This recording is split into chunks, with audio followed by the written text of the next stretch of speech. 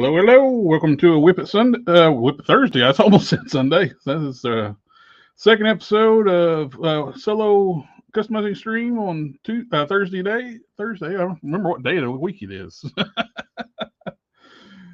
I got got so many projects I'm working on, and I just love customizing. So I'm doing a solo stream on Thursdays now. And right now, I'm just piddling, getting things. So I'm do some pre-work. Did some experimenting though. That I did find out that Sunfire arms will go work on a Vulcan body.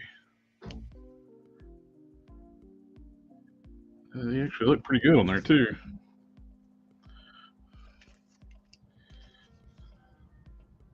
I'll show why I had to do this here in a bit. Experimenting, trying to find out what arms works on it. Oh, got some comments. Hey, what's up, man? I just doing a little bit of solo customizing tonight, and instead of doing like the Sunday streams with a bunch of fellow customizers, I'm start doing a Thursday stream by myself. Awesome, man. Got plenty to work on. Thank you for coming and joining, my friend. Oh, this is something I did not notice beforehand. Pinless joints. This has been a thing with an issue with. I've seen a lot of people have an issue. This is the first one I've had an issue with on my Captain Marvel. When I was looking, after I finished it up, put the final sealer on it, since this was red on red, so I never checked the joint. When they assembled this arm, they didn't put the elbow in. This is all one solid piece. When they injected the plastic for the bicep and the forearm, the injection mold has the space for the elbow, which wasn't there. So it gets injected into the mold. It looks like you have an elbow, and you don't. So I had to sacrifice the arms off another Vulcan so I can fix it. I got already repainted the other arm and got the sealer on it. So it's drying, so I can get him back together. Yeah, just a little case and warning: when you're on your penis joint figures, make sure you actually have joints. It's it's like I was getting ready to take a picture of it for like the custom showcase, and like no elbow. Yeah, really. It's like I basically had to sacrifice the arms off another Vulcan, which is a nice little thing. Sunfire arms will work on a Vulcan body. Now, they got a different size mushroom peg for the shoulders, and you can actually just use the Sunfire arms, which actually look pretty good on this mold. I am working on the dyed parts. The dye held up well. Once I let it set for a few days, then I sealed the parts, cleaned the parts with like the Winsor Newton. Then I took a black gloss, went over top the dyed parts. This is going to be my base. They'll end up being dark blue. I'm dry brushing over top of that, and I'll be doing the dry brushing on this, and I'm going to work on my merged Sentry tonight, and also the boots for hard case. I got the armored ribs through the custom ribs for the boots on one. I need to do the other side now. For the hair, I'm using the McFarlane Death Metal Superman hair. I just dremeled it out to work with the Sentry head. Just got to repaint the eyebrow. Very much so annoying. Like I've seen people having issues with the female figures not having the upper torsos, not having the neck. The shield agents, people had like where Their neck won't move because it's all one part of the sculpt. It's like come on.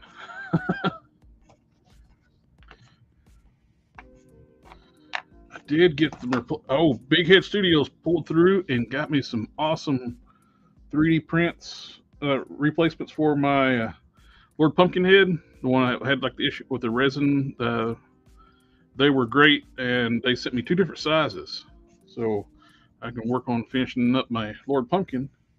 Now the decision is, do I want to go smaller? They sent me a little bit smaller head and the regular size head. These are so much better, cleaner, crisper.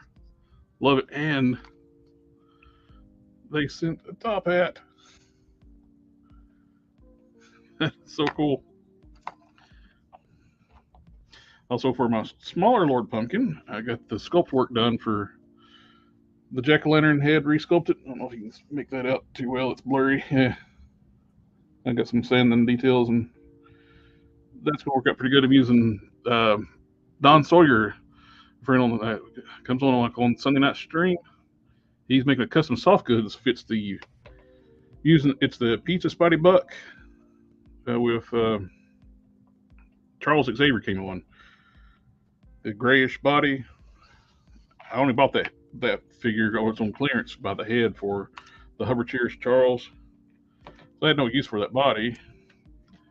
And I happened to think about, he offered to make a custom tailored suit for a Marvel Legends size Lord Pumpkin.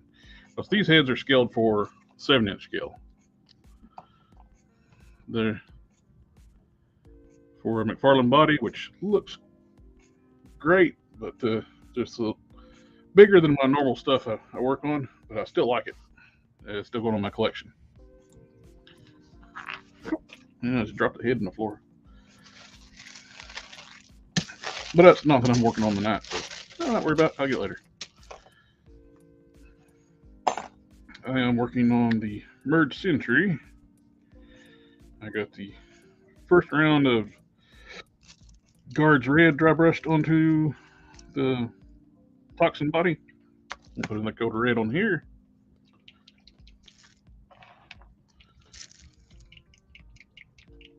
That is paint.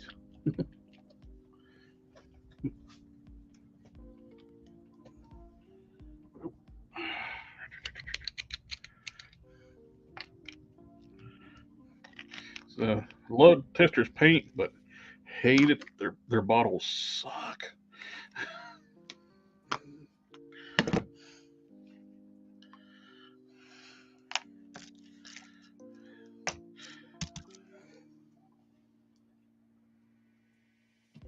It's one of the few good uses I found now. The wax paper the new Marvel Legends figures come in. Makes it good for dry brushing. Make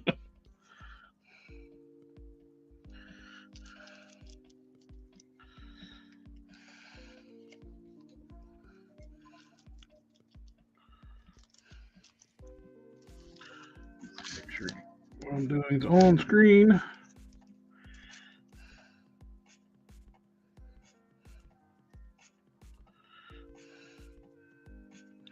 The Guards Red too, like on Testers, is almost got a it's almost like a clear red. Not quite as transparent as clear red, but if you got darks underneath of it, it will show. And that's actually handy for what I'm doing right now. I like the color too.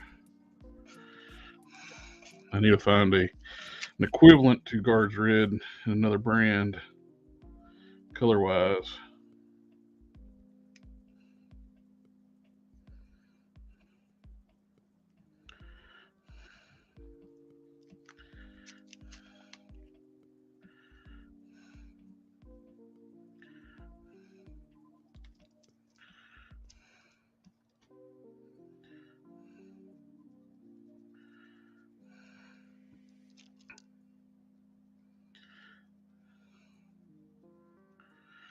Anybody watch the trailer for the Transformers Rise of the Beast and Guardians of the Galaxy?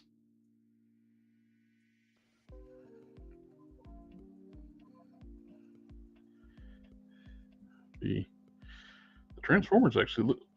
I'm a big Transformers fan, but the live action movies have not been the best.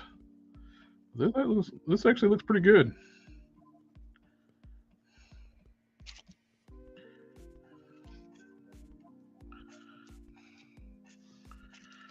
It's really surprising that they did almost doing well so far. What I've seen, almost the entire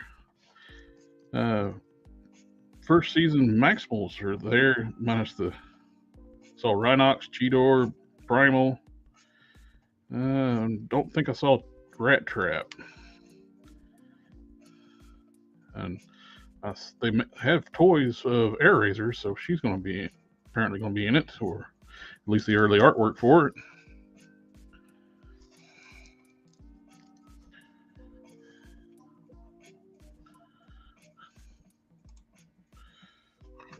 Teared up watching. Yeah, it looks good. The Guardians of the Galaxy. I'm looking forward. That's like one of the first ones I'm really looking forward to. Phase 4. The Spider-Man was good. If it wasn't for Garfield and Tobey Maguire coming back in that one, though, I don't know if I would like it that much. Hey, Nico.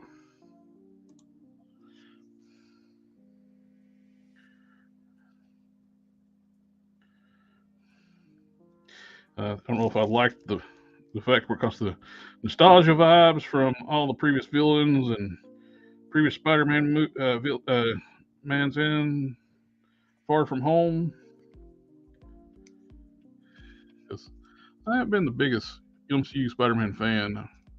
Nothing against Tom Holland. It just where he's always seemed to be Tony Stark Jr. It's always never really appealed to me. Never staying on his own that much. It took me 2 tries to watch the first one. I was like, it's too teenagey.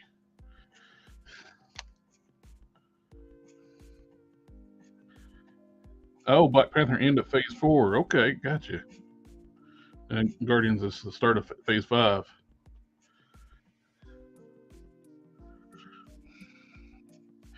It's like they were kind of rambling a little bit on Phase 4. Seems like they need a little more focus. After you have your big bad, like for take down Thanos, is like kind of like, what do we do now?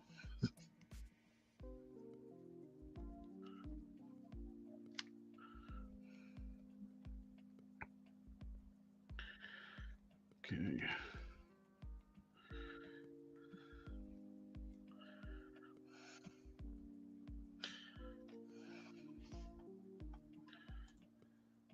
Yeah, Phase 4 was very disconnected. Yeah, it seemed all over the place. Tone and story.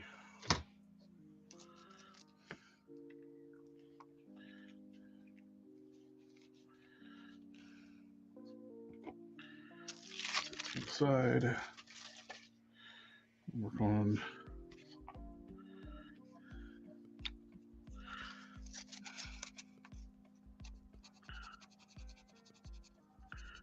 Boots.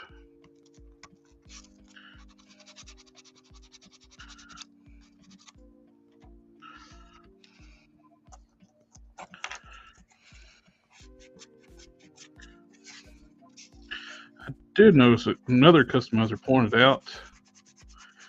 I never noticed it before. I'm going to be making Solitaire, that Ultraverse character. I got the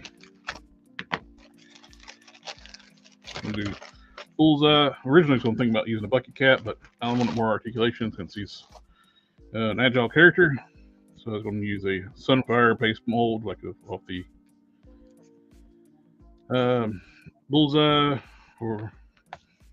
But the Falcon shares the Sunfire torso.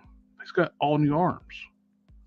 They're pinless arms, and they're bigger shoulders, quite a bit bigger, and they actually look much better. So I'm going to be using those for solitaire. At least, yeah, at least use the shoulders on those.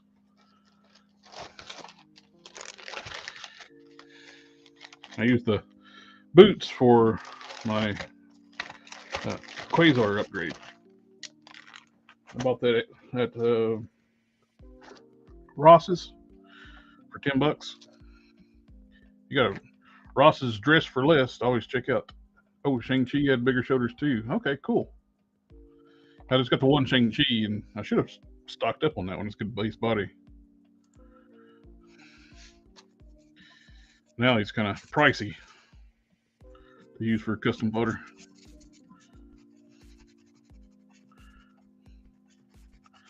You got the retro card that Falcon 2 access to.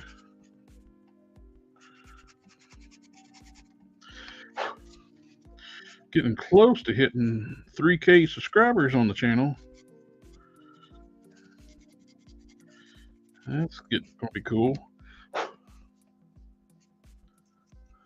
Hey, Peg Zero Dad's here.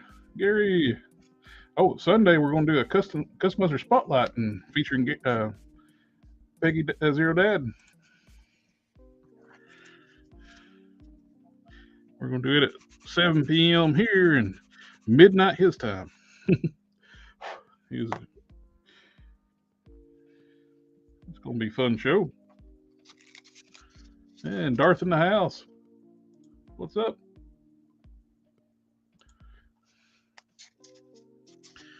And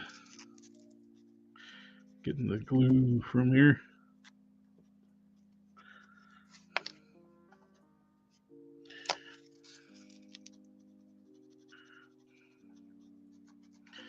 Yeah, the solo customizing, everybody, when I did that one impromptu one, everybody seems to really like it real well. So I'm going to keep it a normal thing. I missed last week's because Thanksgiving here in the States. Had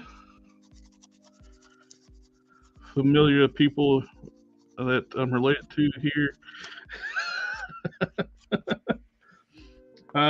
Tonight I got Merge Superior, Merge Century. Oh, I'm supposed to put that in the back and bag. Hard Case are the main two. I got plenty of other things working on. I got He-Man. I got redoing the arm on my Captain Marvel, since I was taking pictures of them for the YouTube showcase. I realized he has no elbow. This is one solid piece. I was sitting there like, man, that sucker is stuck. Then I realized there's the seam line, injection line. It follows the elbow up into the bicep, and it's all one piece. So if this piece is missing when it's in the injection mold, this just gets filled up with the same plastic as the elbow and the forearm. I think I actually thought about it, like, hey, they actually got the color match better, because normally on the Vulcan arms, you got such a color difference from the elbows. It's a lot darker. I was like, hey, that one looks pretty good. Didn't notice it wasn't an elbow until after the fact. Since that all solid one is already red, I didn't have to prep the joints and pinless joint. I didn't notice it. That was my bad. Yeah, Hasbro is QC stuff is like getting worse and worse, and my luck, I get it all the time.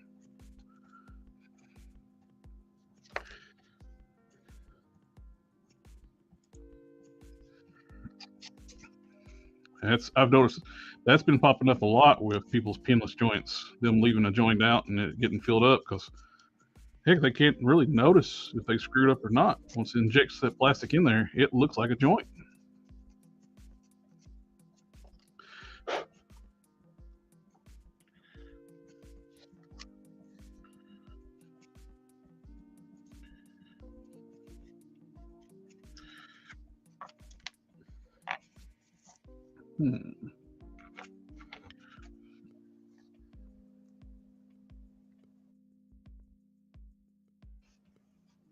I still have not. I have no idea why my camera blanks out or freezes up. I don't know if it's freezing up for you guys or it goes black for me. I've upgraded my modem. I'm running a Ethernet cable to my computer down here. It's not on Wi-Fi, and on every machine I try to stream from, this one here, I have a laptop that actually is on Wi-Fi, and desktop upstairs, it will freeze or black out. I don't know why. And I'm on gigabit like download speeds.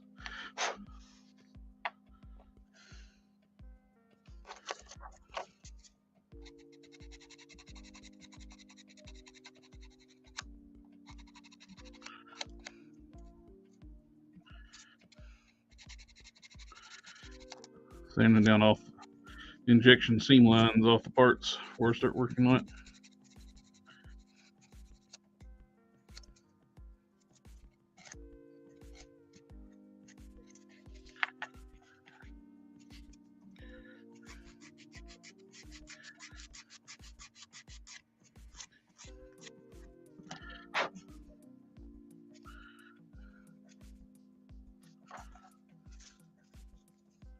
Okay, it's looking fine on the stream. Okay, cool. I think it just freezes up for you guys, but it blacks out for me. And if it's quick enough freeze, it probably doesn't get picked up.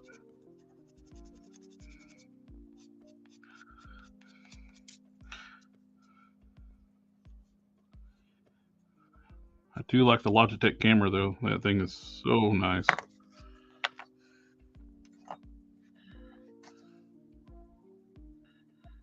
Okay.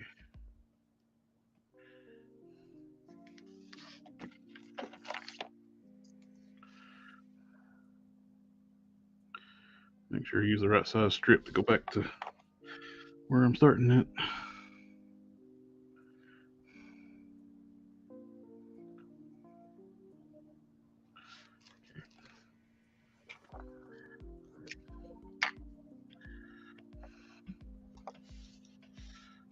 Get some accelerator for the first bit.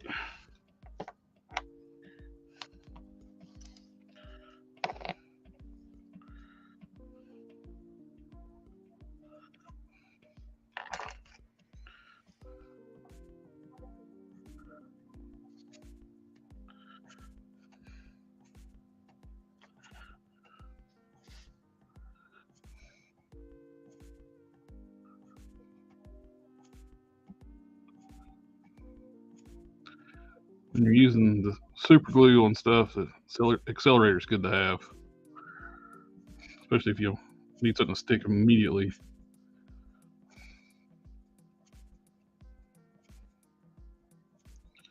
And before you start putting glue on, like where I'm using styrene for the costume bits, it's best to go ahead and roughly get your shape bent into the styrene before you start gluing it, because once you put super glue on styrene, it can become brittle.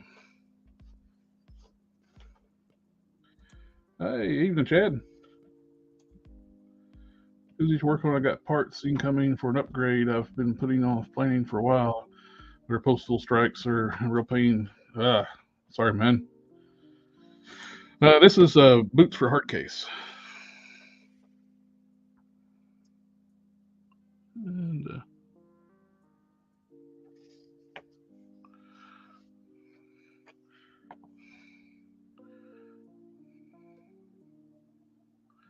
my hands are not as good as they used to be. Instead of trying to hand sculpt these, it's just easier just to use the styrene. At least for the way my hands are anymore. I got bad arthritis in my right hand, so I'm going to customize what I can.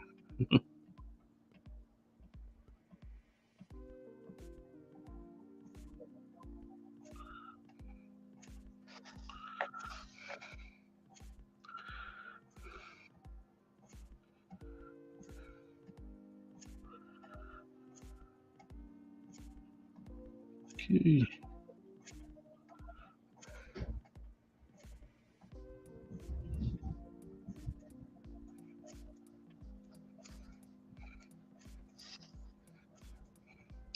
One thing you want to be careful too, if you're using, keep the accelerator from the tip of your super glue. It will clog your nozzle up, if not start making the entire bottle of super glue start to set.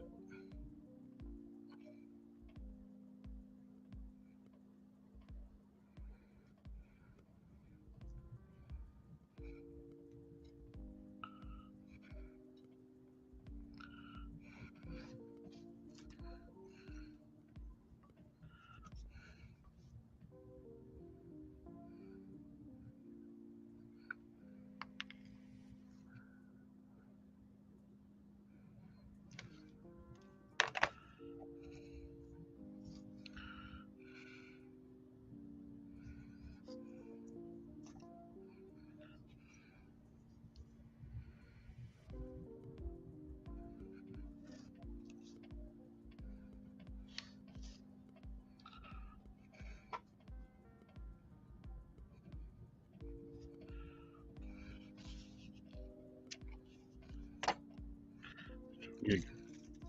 Probably need to pick me up a new bottle.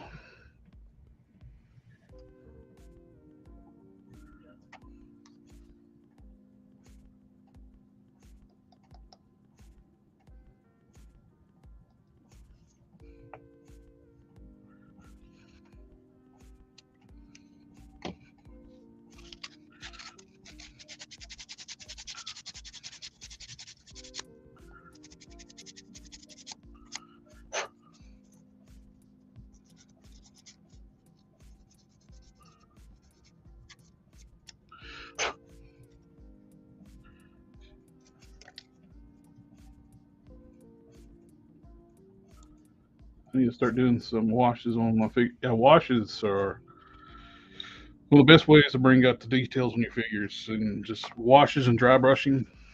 You can take a plain factory figure and make it look outstanding just with washes and dry brushing. Or sometimes washes alone do it. So I did some washes on the long figure, and it made all the details pop out and everything. You can custom make your own washes, but you also buy pre-made washes too, which are great. Uh, thought it might be him. You got me on the Hulk train. I'm probably doing a Maestro leg waist head upgrade swap. If it ever opens the box, yeah. Uh, I'm thinking I'm going to end up making Maestro. I got the Maestro right out of the box on the shelf. You end up getting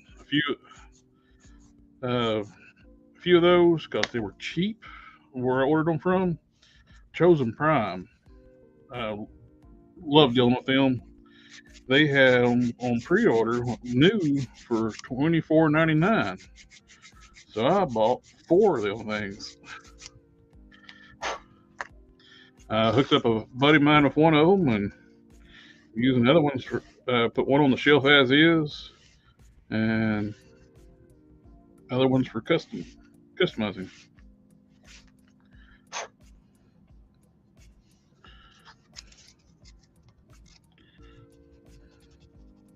Plus, I love the fact you don't have to have a credit with them. You can actually request a PayPal invoice once it arrives, so you're not having to prepay for anything. They just send you a PayPal invoice when your items arrive. I got my classified slaughter sitting there, and they're instead of Big Bad Toy Store calls it a pile of loot, they call it roller stash. So I got my slaughters and roller stash. I just paid for the last three NECA Defenders of the Earth figures today, so they should be hitting my stash once the payment processes. And once you hit $150 in your stash, you get free shipping, which is very nice. Very nice.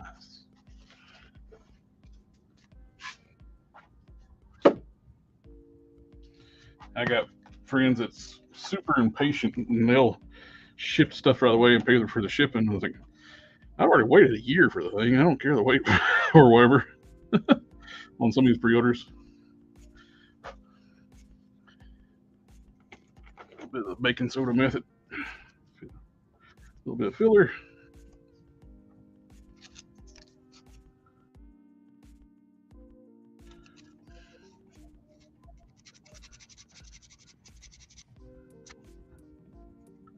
Perfect.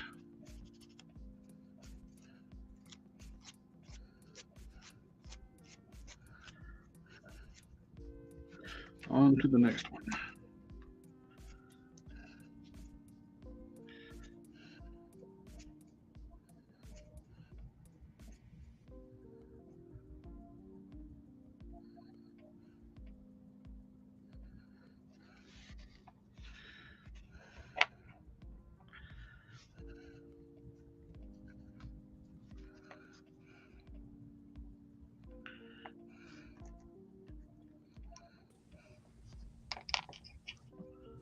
Hey, Hey, how you what do you doing? say? Gluing some armor, like the gold armor trims on Hardcase's boots. Oh, nice. Try to keep putting my finger in the glue. Yeah, I didn't end up going into work today. Oh, you okay? Sciatic flare up, man. Oh, Yeah. yeah. I understand. Hey, Gary. And we'll be talking to Gary Saturday. I know.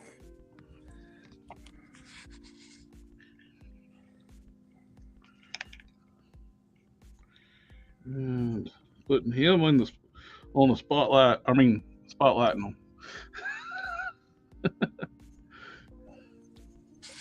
The limelight. Yeah. Will be nice, Gary. Yep. I like her. I like the customizer spotlights. Where giving everybody a chance to show their work and talk Yep. to and all the different aspects of being a customizer, like to beginners to experts. We want to talk to everybody. Exactly.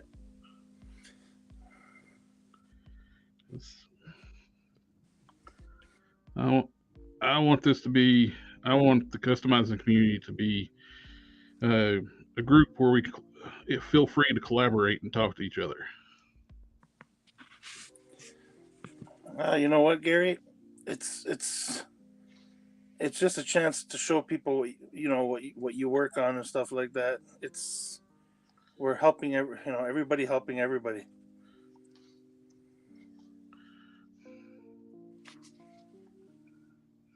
I just wish it was like that when we first started, eh? Oh yeah. It's horrible. If you get if you could get them to even acknowledge you asked a question, you were doing good. Oh, jeez. If you can ask a question without being ridiculed. Yeah. I used to see that happening to guys, man, and you know what? Like I said, I was never really active on those forums, you know, but when I used to see that happening, a guy first time posting doesn't know squat about customizing. He just goes to ask a question and he gets his head ripped right off. You know what I mean? And it's like making fun of the guy and stuff like that. It's like, come on, man, is that necessary? I saw that in one of the Facebook groups here today. Hopefully, somebody get reprimanded them for it. They were somebody posted their um, Weapon X and they put the hair on it, like doll style hair on it for like the wild look. Yeah. The guy like posted the animated GIF like, "Where'd you get that hair?" And like a laughing, roll on the ground, laughing GIF. I was like, "Dude, don't be a dick." You know what? Everybody has different preferences. Yeah, Look at how for a lot of some. people don't like soft goods. That's exactly what I was about to say right now. You know how many people used to make fun of soft goods, and soft goods is getting bigger now, man. Oh yeah. Like Well, everybody used to say, you I don't you want got no. you got people with such great skill doing like Don and Rebel 10 Customs and Yeah, they they can do stuff from soft goods and make it look realistic for this scale now. It used to be that was hard.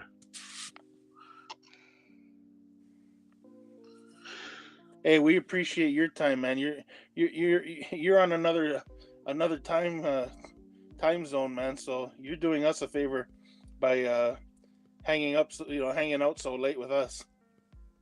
Yeah, it's gonna be 7 p.m. for us and midnight for you. Yeah,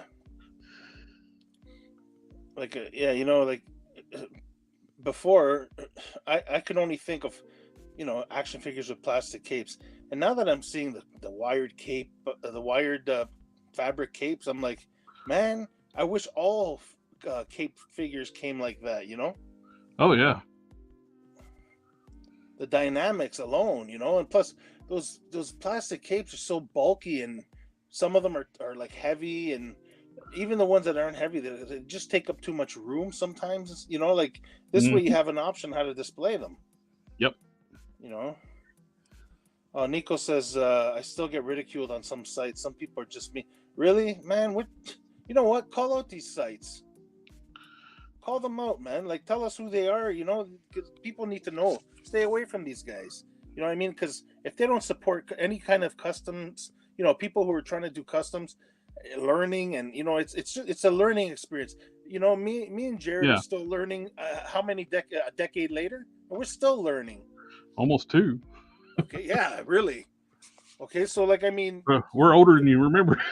yeah, don't you know what, buddy? Don't tolerate that bull. Like Yeah. call them out, tell people about them. That way, other people can stay away from them because that's toxic. You know how many guys wanted to get into customers? Who knows how many guys ended up, after getting treated like that, just gave up and said, "Forget it." This is hard. I'm not gonna get any support. Like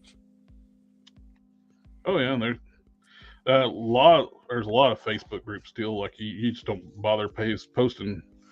I dropped a lot of the groups, the Master Universe groups. Love Master Universe He-Man stuff, because all they want to do is make jokes and make fun of people. yeah, Well, I don't. I'm not trying to brag or anything. You know how well I can paint eyes. I do a pretty damn good job painting eyes. yeah, you don't have to tell like most of the people here because we saw a table full of Hulk heads, like you know what I mean, and it's like Yeah. some of them were painted, some of them weren't, but still, Oh, and I put on the Master Universe Origins figures. They don't paint the eyes proper. They just put like a black line over top and the black top for the pupil iris on the He-Man figures. And so I painted up the eyes, and they're like, "Oh, it looks like Michael." Laughing like it looks like Michael Jackson and stuff like that. And like, really? wow, My figure looks better than the factory figure, and looks better than your $60 Super 7 figures yeah, on no kidding. a paint job. And you think it's funny. It's like the He-Man groups got very toxic. Nah, we don't need that, man. This this Yeah. is this is supposed to be a fun community. This is like you know what I mean. This is a getaway. This is supposed to be fun. I Oh know, yeah. I know. Some things get frustrating when you're customizing, like when you can't get the part to fit right, or you can't get that line that you know what I mean. But you know Yeah. what? For the most part, it's a fun thing. You should enjoy it, and nobody should be giving any toxic vibes around you. Like, stay away from places like that. Oh, absolutely. So, Gary says I was really reticent about soft goods. Then this year, I thought my dunes needed that extra thing. Yeah, it's true. Now I need about 7 more. Yeah, I know it's dangerous. That is the only issue I got with soft goods. When you have a small collection, it's Yeah, not that bad to start swapping out capes. When I look over my shelves, like, yeah, I think I'll stick with my plastic capes for a lot of them. I think guys like me and you, I think we need to start to learn how to make our own fabric capes because that's a lot of capes to replace, man. Yeah. So you know what I'm doing? I'm basically doing just like my favorite characters and stuff like that. So, oh, Gary says, Yeah, it's meant to be a hobby. It's a personal thing you're doing, learning and working on your own thing, where nobody has the right to say anything, really good or bad. Opinions are like, etc. Yeah, exactly. Yep. Nico says it's just some members, but majority of members are kind and helpful. I usually laugh off irrelevant, mean comments, but I do appreciate criticism. No, criticism is good. Oh yeah, I don't mind It's, criticism at all. It's if you're saying something that can help me improve, I'm all a for it. critiquing, constructive criticism.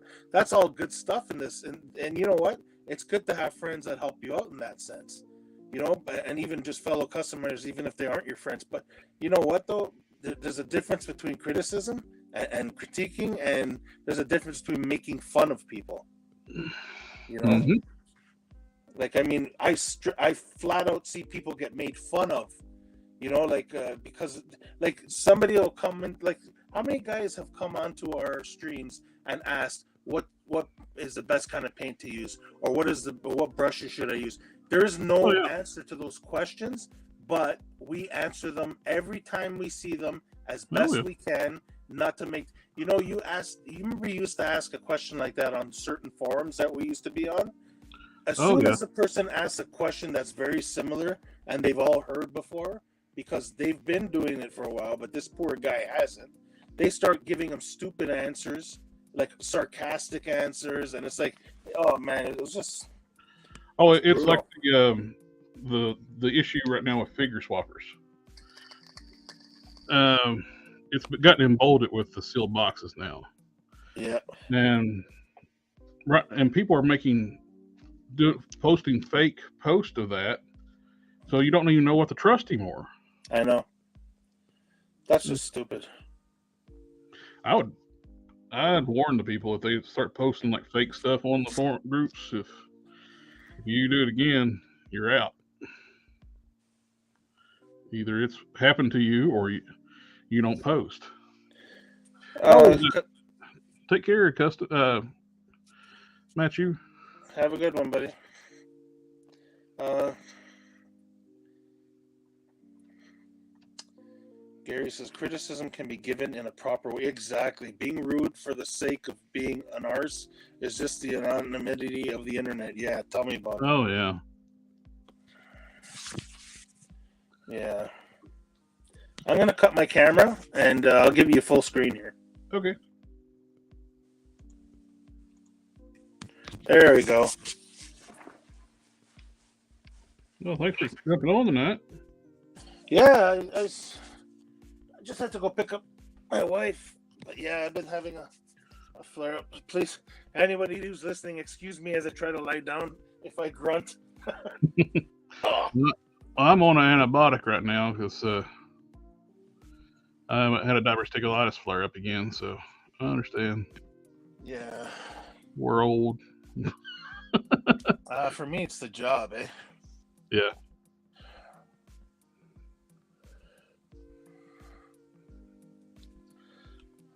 Oh boy. Yeah. Ah, poop.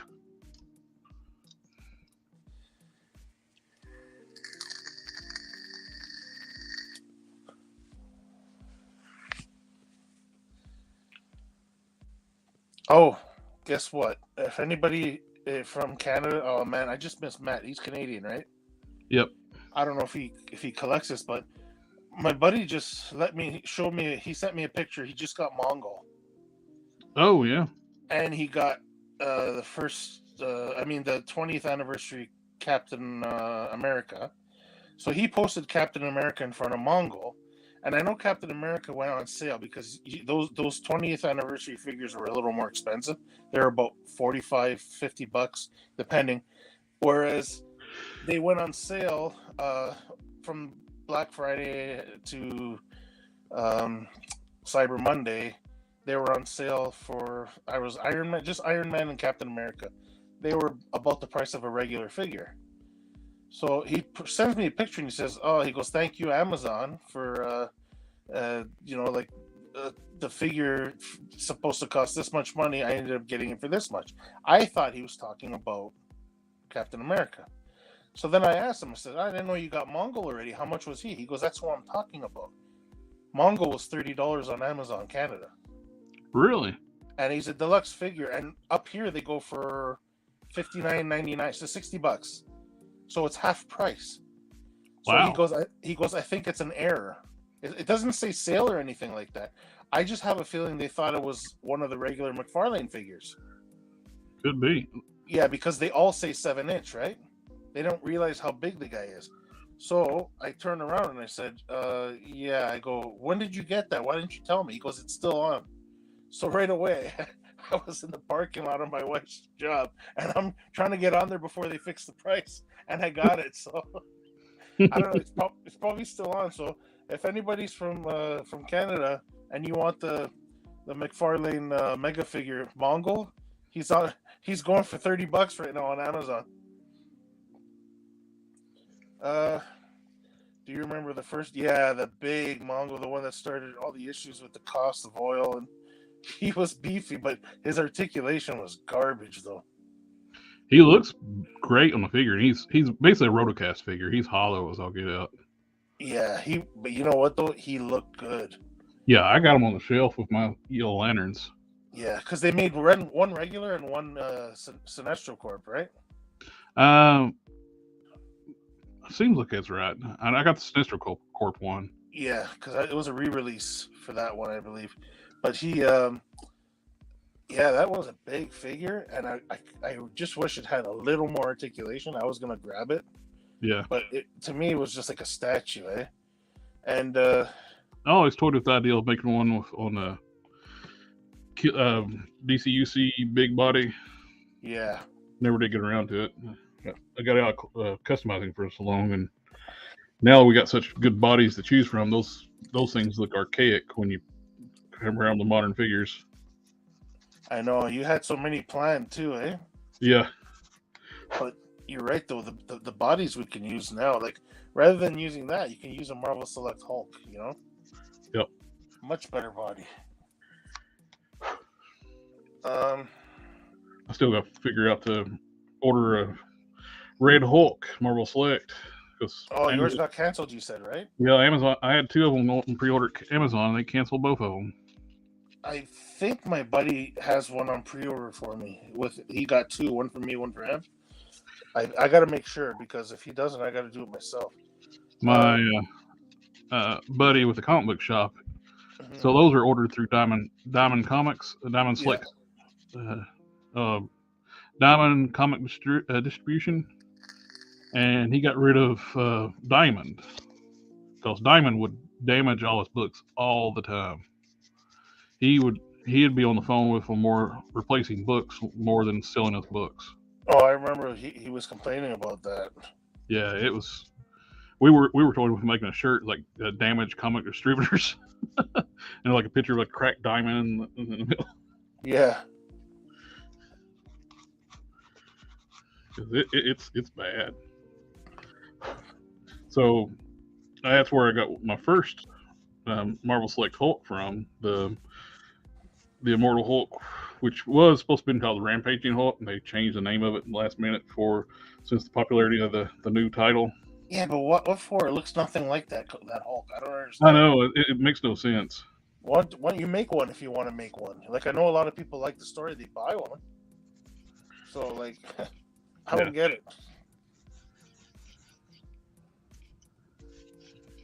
First of all, yeah, they call it Rampaging Hulk, but it's got the Mecha Hulk, or that Cosmic? Yeah, the Cosmic Hulk. Yeah, it had that head in it, so it's like, okay, so what is it, man? You're calling it Immortal. It looks like a Rampaging Hulk with an extra head from Cosmic Robotic Hulk. So like, nothing makes sense here. I'm surprised, Select.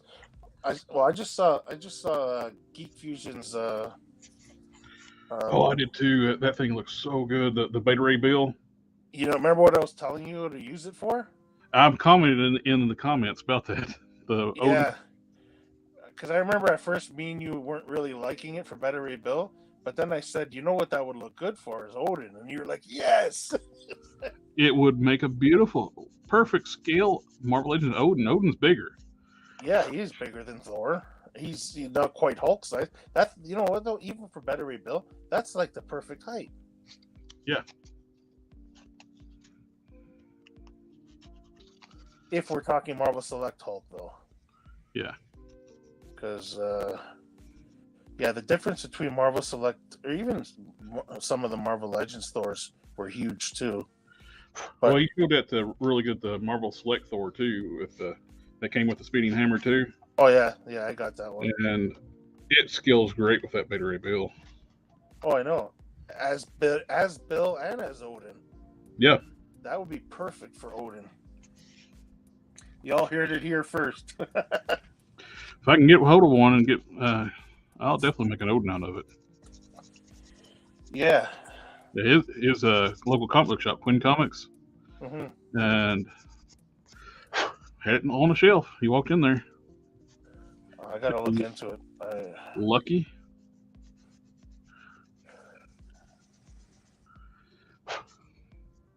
I'd like to, yeah. Thing is, I don't know. Have to come up with a good Odin head. I think you probably. I'm curious if the Odin head that came with the Destroyer would fit on it. Ooh, it's close to the size. Yeah. It might be a little too big if I'm thinking about it. Yeah, the Destroyer was huge. Yeah, he's smaller than the Select Hulk, but I don't think he's as. I think he's still probably between Hulk and Better Ray Bill.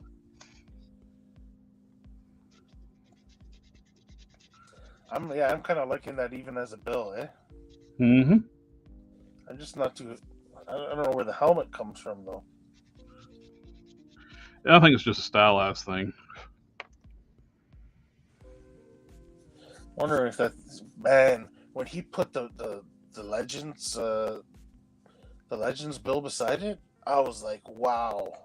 Yeah, that Legends Bill was short anyway. When I put the Toy Biz lower legs on there, it actually increased the height on that figure. Yeah. It makes it the same height as the 80th anniversary once you put the Toy Biz legs on the Beta Ray Bill, the modern Beta Ray Bill. Yeah, but I for some reason I kind of picture Bill as being bigger than Thor.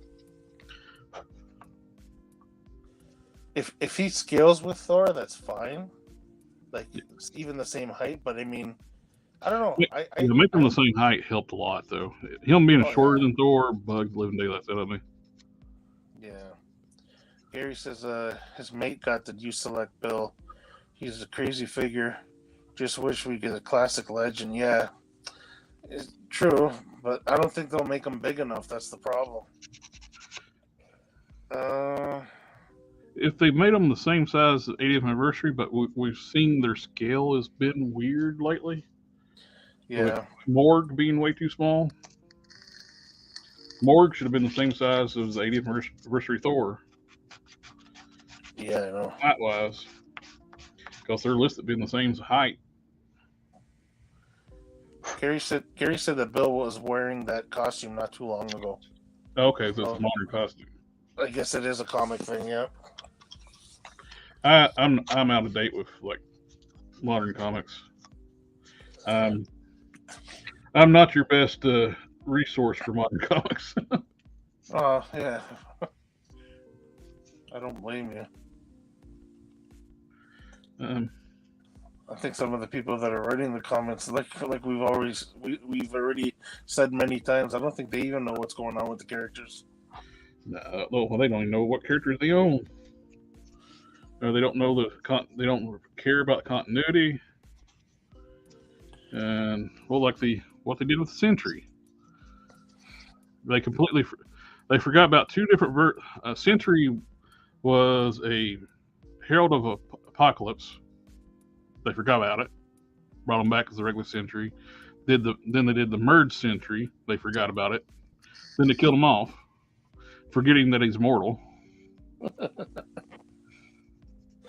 Are you trying to tell me that the Black King or whatever that guy's the Black King was supposed to be unkillable, cannot be killed, and then they killed him off.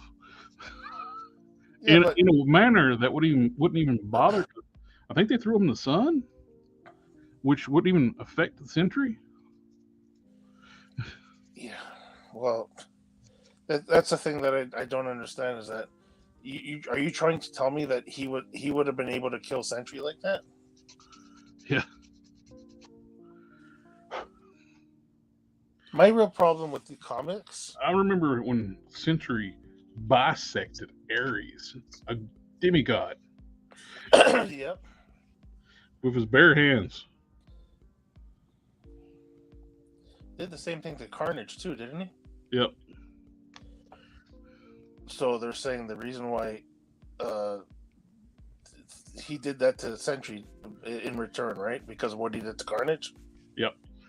So, like, I mean, the thing that really bothers me about comics, whether it be DC, Marvel, whatever, the thing is, you make a character and then you set a bar. Yeah, you gotta make up rules. You can't have characters suddenly forget how to use their powers and job for everybody. Yeah, like that whole Moon Knight fiasco when all of a sudden Thor's hammer is made out of moon rock. Really? Yeah. Okay. It's Uru. And what Moon Knight only realized during that run that he can control Thor's hammer? He didn't know that before that? Come on, man. Oh, one of the coolest things I've seen they did was similar aspect but made more sense.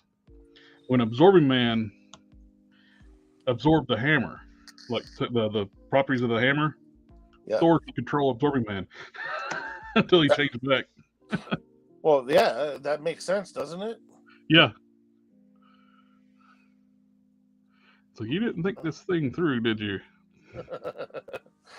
But I mean, like, they set bars, and this is how strong this guy is. Okay, like, I understand you want to do that. Like, okay, you take the Hulks or any of the Hulk runs. When it's the Hulk, one of those horrible, do nothing meaningless storylines. They had Spider-Man beat the Hulk instead of using the Rhino, which would have made more sense. They had him fight the Hulk and was able to stop him by dropping a cement truck on him. Really? Which shouldn't even have bothered him. That's like getting hit by an empty pop can. Yeah. Okay, like this is what I'm saying though. But all these people use that the Hulk's a wimp type thing, just the troll people.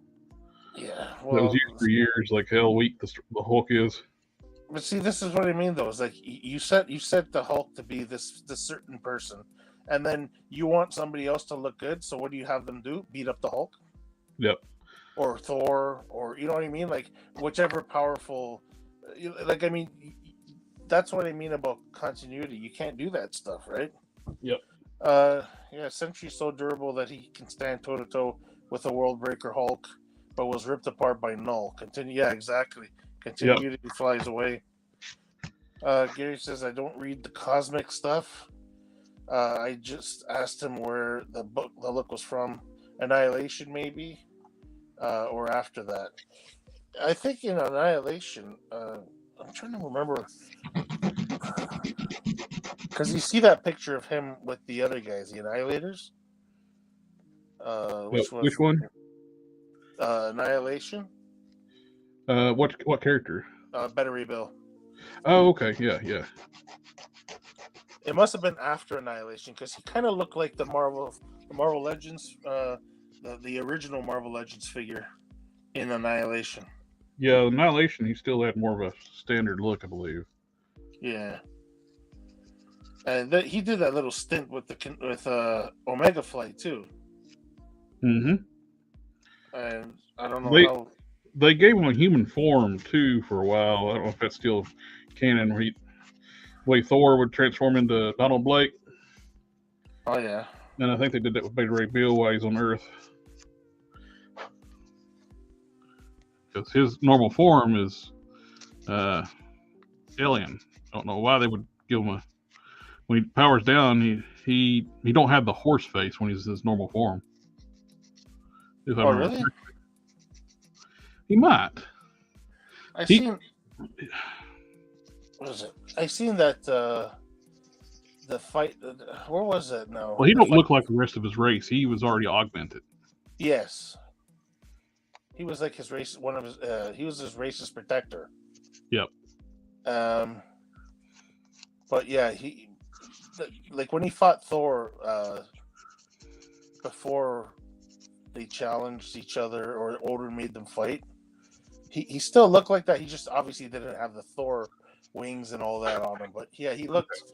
I know I saw like a comic about that, and even uh, after he kind of like when he had like a draw with Thor, basically Odin said whoever's worthy because they were both worthy of the hammer for some reason. Yeah, Beta Ray Bill passed out just a second after Thor.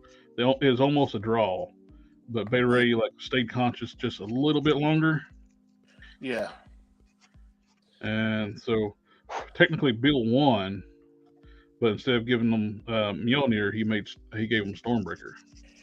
Yeah, well, kind of a just thing to do because there was clearly no winner, right? Yeah.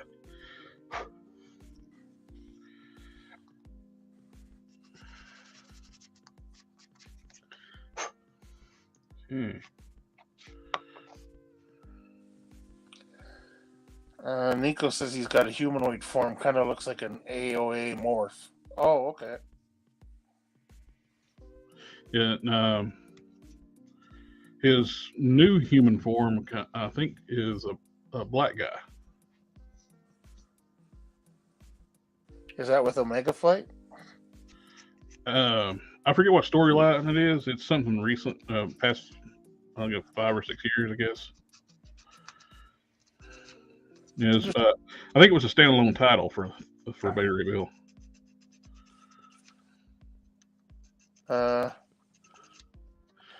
Gary says he was genetically spliced with the planet Corbin's fiercest predator to be their protector. Yeah, okay. Yeah, like saying the Watt thing, it's like, yeah, when I was saying that, it's like, why did they give him a human form? He already has a natural form. But they did.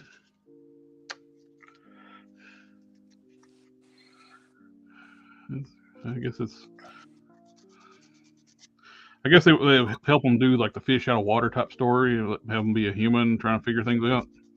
Yeah, probably. Makes things interesting too. Yeah.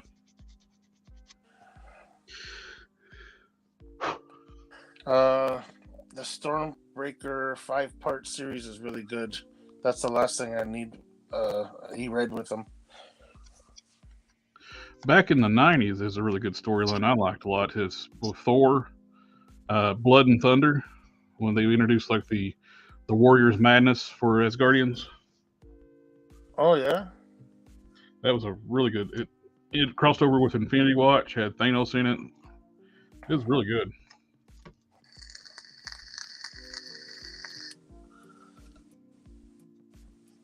Well, the Infinity Watch, each one of them got an Infinity Stone, and that was the big, more powerful Drax the Destroyer where he was stupid but bigger. Oh, the big green one. Yeah. Well, yeah, he's big and Hulk size. Hulk size and just as strong as the Hulk. Yeah. At the Smart Hulk at the time. And Drax swallowed the Infinity Stone, the Power Stone, because he thought it was a jelly bean. He was stupid. Thor and Warriors Madness was so powerful. He hit Drax so hard, he spit it up. After kicking the Infinity Watch's ass, and all of them with an Infinity Stone, he reaches down, picks up that Power Stone, and sticks it on his head. And they're like, "We gotta get the hell out of here." Thor did that? Yep. Oh wow. That was a warrior. When he's in Warriors Madness, he's much, much, much stronger. So he was like that before, and then he just added the Power Stone to that. Yep. Holy shit. Well, he took down Drax with a Power Stone, and with the Drax with the Power Stone was stronger than the Hulk. Yeah. Gary says the Arthur Douglas Drax, the first version rather than the new movie one. Yeah.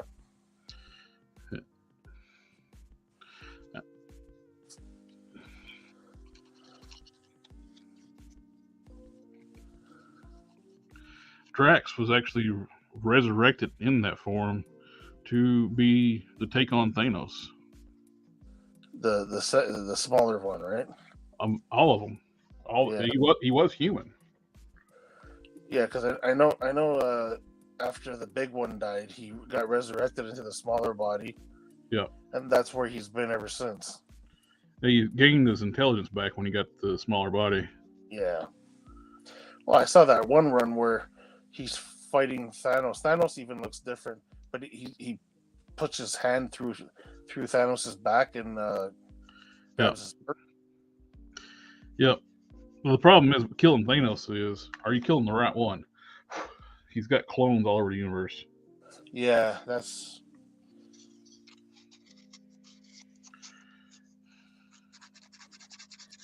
He's probably sitting around on some planet like in the movie farming, and he's got all his clones doing the dirty work.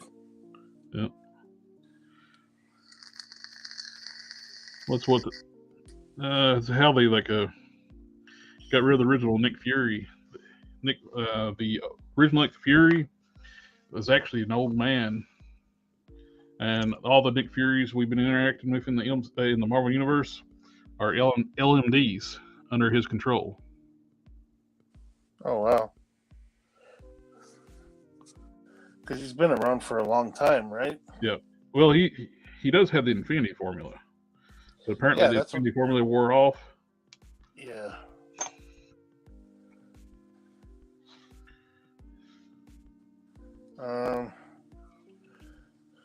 Gary says he was just a consciousness in a body that was sent to kill Thanos at the beginning, I thought. Thanks, killer him and his family by... Oh, Thanos killed him and his family by accident at first, and he wanted revenge. Yeah, Moondragon is Drax's biological daughter. Oh, okay, I see it now. I see it. I didn't know that. Nico says pre-MCU comics were better in his opinion. Oh yeah, well, pre-Disney buying out Marvel.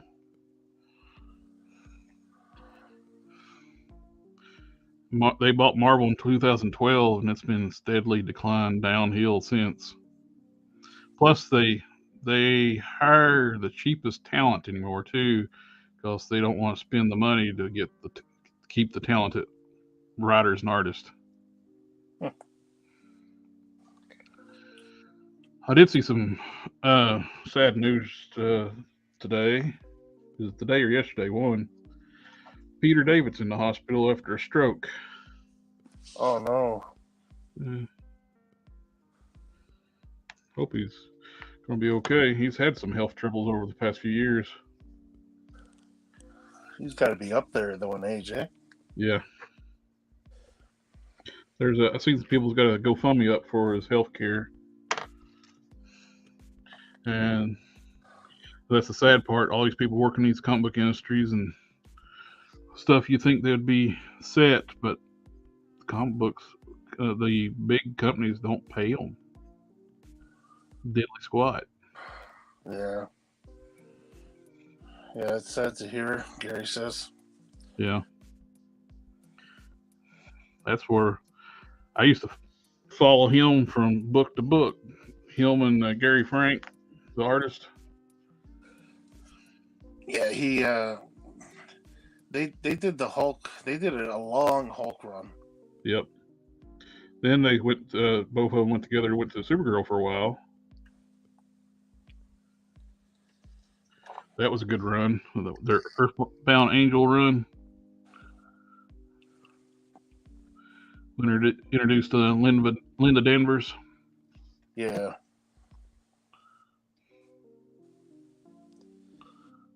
Matrix merged with Linda Danvers to save her life, and that was a good run.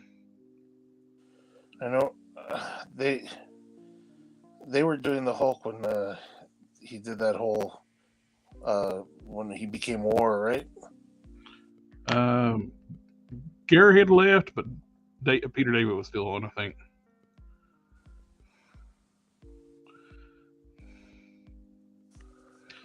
I don't know if Peter was still on during the war apocalypse run.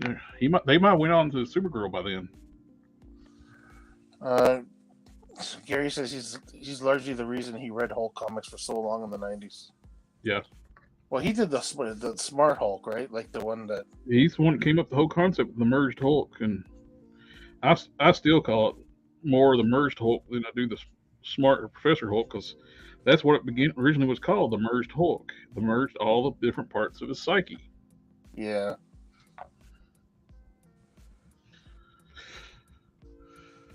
And the id, the ego, and the superego are all merged into one body. I don't like the fact they retconned it later on and made the smart Hulk just another alt personality. Yeah, it's true though. That was the all three of them together. Yep.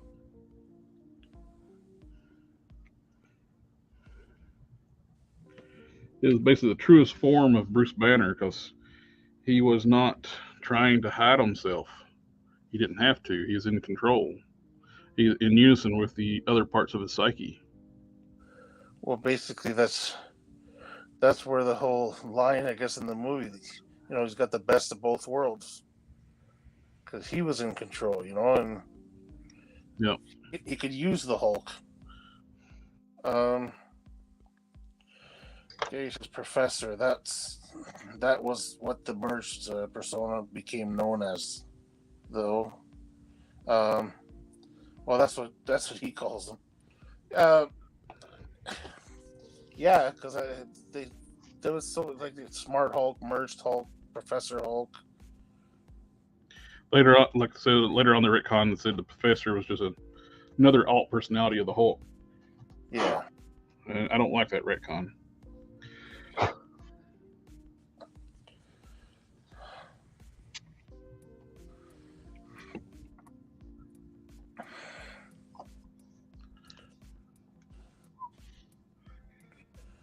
Man, you freaking line. Those the styrene work, man.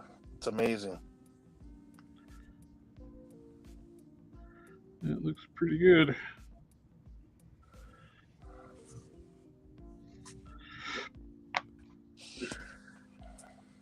Slowly mix up some clay.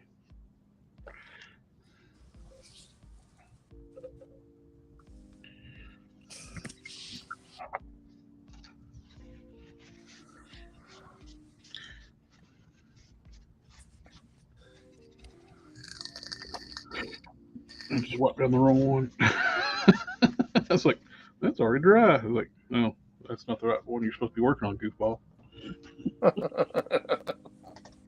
You already did that one. All these new pumpkin heads, though, they look fantastic. He sent you a couple of them, man. Two different sizes. This one here is a little bit bigger. This Yeah. smaller. This is about the size what the other one was, but the other one, I don't know. I guess when he molded it, he got squished. When he made these are 3D prints. This is a mold he made from a 3D print, Oh, okay. and you notice it's like squished down. Huh. And these are more rounded. These are beautiful. I'm probably going to use a smaller one because Still gonna be the right size on that body. yeah, I think it's going to look good. And it's still too big for a Legends body, but I think it's going to be perfect. Perfect for my needs. And that top hat that was crazy. Yeah, that top hat's cool. Oh, that's just so damn cool. I sent a box of cannons, one of my extra Caliban torsos. Oh yeah. So you can use that for like sizing the Primeval head. Oh, perfect. He's making a new sludge head too. Oh, nice. Yeah, the one with you wanted the one with the eye kind of like behind the goop and all that. Yep, and the teeth, gritted teeth showing. Oh, that's gonna be wicked. Gary says because he's been hypnotized by the ringmaster into thinking he was in control and all that other nonsense. Continuity will drive you. Oh yeah. It was a Doc Samson working with the ringmaster that helped merge the psyches together. Then they actually put a failsafe inside the Hulk, so when he got enraged, he wouldn't go savage. He turned into Savage Banner, and that's how he got the shrapnel on his head. He jumped on a grenade. As soon as he calmed down, he would turn back into the merged Hulk, but he had shrapnel in his head. Oh wow! That's why he became a Horseman of Apocalypse. Two things. Apocalypse agreed to take the shrapnel out of his head, which he did, and that was the bannerless Hulk. It was still the Hulk's body. Mm-hmm. The banner was in the Heroes Reborn universe at the time. Somewhere out there, there's a gung ho without hands, Nico says. Oh yeah. Yep, there is a set of gung ho hands right there.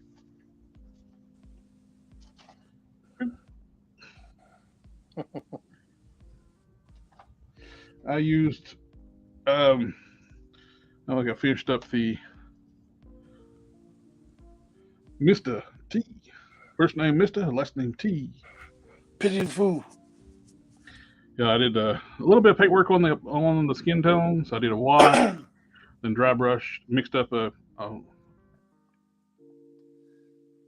skin tone, and I even put the wash on the head and dry brushed it so everything matches skin tone wise. Too badass. And I put a olive green wash on the shirt, so it's a little bit different shade of green than we compare it next to the regular heavy artillery roadblock. Yeah. Originally, I was going to just use the gung ho lower body. And I was like, no, I need a version 1 roadblock. I need the extra bling. I painted the belt, painted the buckle, because the version 1 roadblock has that big vest that covers the belt, so they didn't paint it. Mm-hmm. So I painted it gold, and turned out pretty nice. And that's what I took. Damn. I took the extra parts, start working on another Reaver. I took one of the Reaver heads, painted it black to match that one Reaver. I don't remember his name, but yeah, that works out good. I haven't painted the irises. I need to touch up the helmet too, because brown on the helmet, which I wasn't being real careful with because I knew I was going to hit it with some metallic gray. I do need to seal up the hair. It's gloss. I used a gloss black, so I need to hit it with a dull coat. Gary says, remember the twist at the end of that run? The anniversary issue where he got enraged in the professor form and became Hulk and Banner. Yeah, the Banner Hulk. Yep, Savage Banner. Yeah. He thought that was a great twist back then. Yeah. I remember seeing him.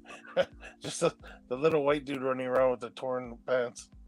and that's when Gary Frank left the book too. That anniversary edition halfway through. And they kept switching artists for a while, and until they picked a artist that ran for a while.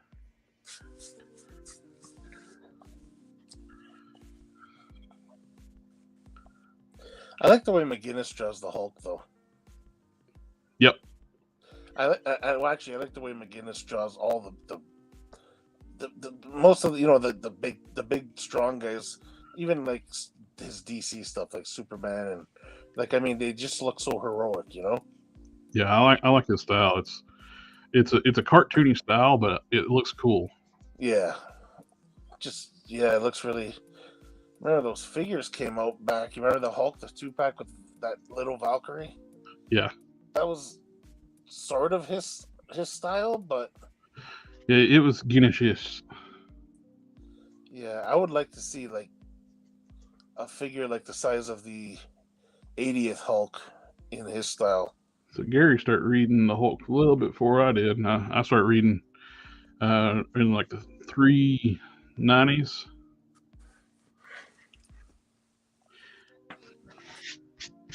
.400's really what brought me in, and I got some of the issues before that I found locally, and 400 came out around about the same time as Death of Superman, a little bit before Death of Superman, I think. Mm-hmm.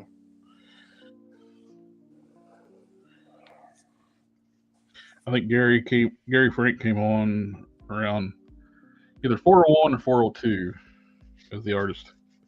And he did it for like 25 issues. Halfway through the anniversary 25, he left.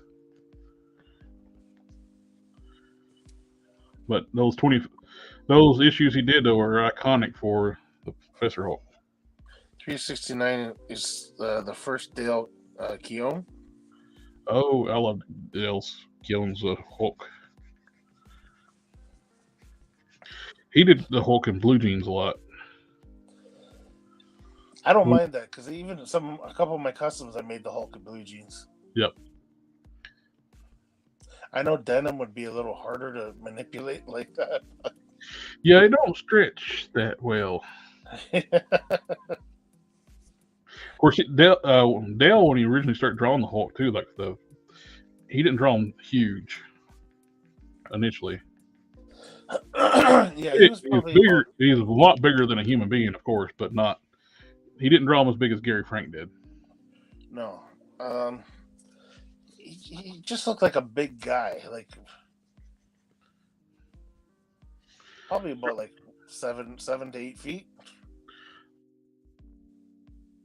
As they make the MCU Hulk now.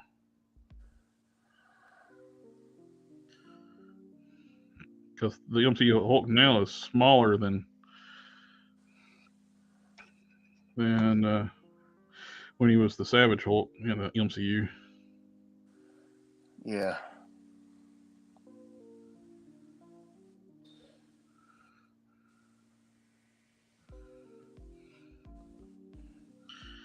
Good thing I didn't cut my fingernails yet. Comes in handy.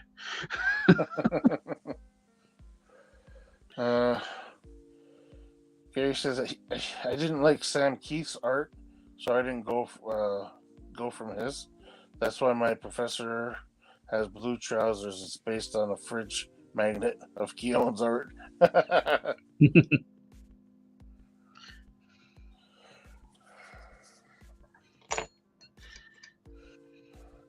Yeah, when he first comes back home and to Betty, and he's one of the first looks of the Smart Hulk. It is an iconic look. I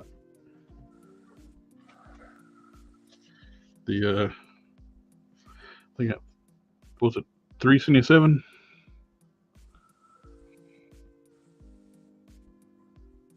Yeah, 377. I got that's my most valuable comic book. I got the third print, super rare, 377.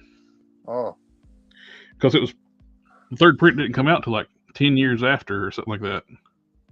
Really? Yeah, it's like it was weird. It's like I wouldn't even had it. A friend of mine had a comic book shop in my old hometown, and he the order books, like the previews book, I'd fill out the order book, the order catalog, and I seen that like available for order. I was like, I'll order that.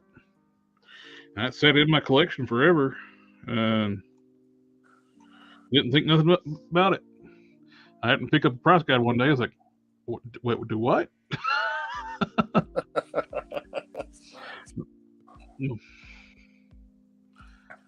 I got it. I sent it off to get graded, and just so I can have it protected. And they graded it low. I think it's a higher grade book than what they graded for it. CGC sucks about grading books anymore. You never know what you're going to get. You can send a pristine book in, and they'll just randomly put a grade on it. My book's clearly a 9.6, 9.8 book. They put a 9.4 on it. But even at 9.4, it's a $900 book. Oh wow. Gary says when you did your Hulk with a soft good from Dawn, that was Yeah. a perfect interpretation of the cover to 407. He believes. I think Mm-hmm. that he thinks that's a number. Yep. That was the white tank top. That is definitely what I was going for. That's when Marlowe got her senses back. That little short run. The leader resurrected Marlowe Mm-hmm. and the machine in issue 400, but she was basically a vegetable for a long time. And Rick was taking care of her. Yeah. That's before they were married, and her family come in and try to like take her away.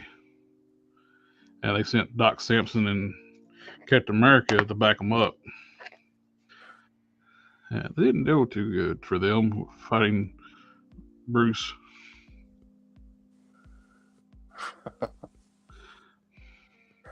That's the cover where he's Captain America's around his neck like a necklace, and Doc Samson's trying to punch him. One of those. It's part of that run. I don't know if which one it was exactly. It was like I think 2 issues or something like that. Then at the end of it, while they're fighting, the Hulk's basically like got Captain America wrapped up in a stop sign, and she's like Marlowe slowly says Rick's name, I think.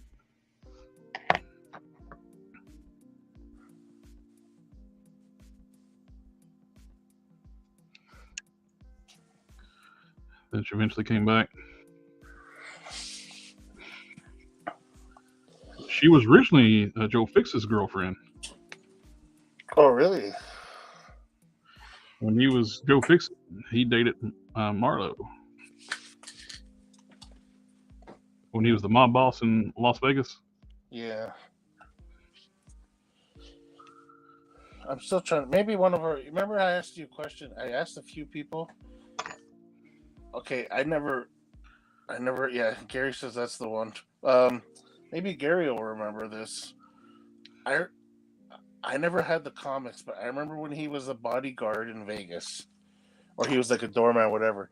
And I just remember reading this. I saw this one book where the end of it, uh, Joe Fixit goes to throw somebody a punch, and I guess his bodyguard or whoever the guy was stopped his fist in midair. It was a big dude.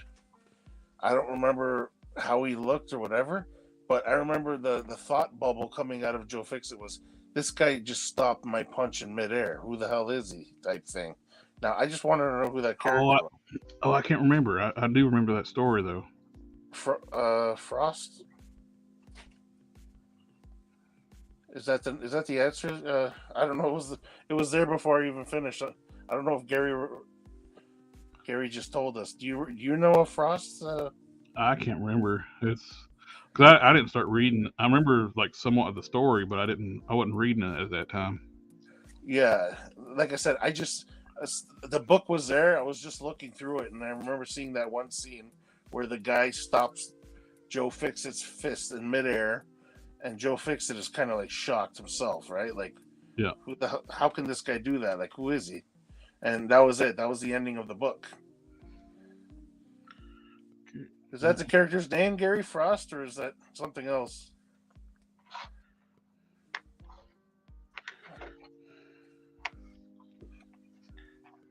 We got that. That looks great.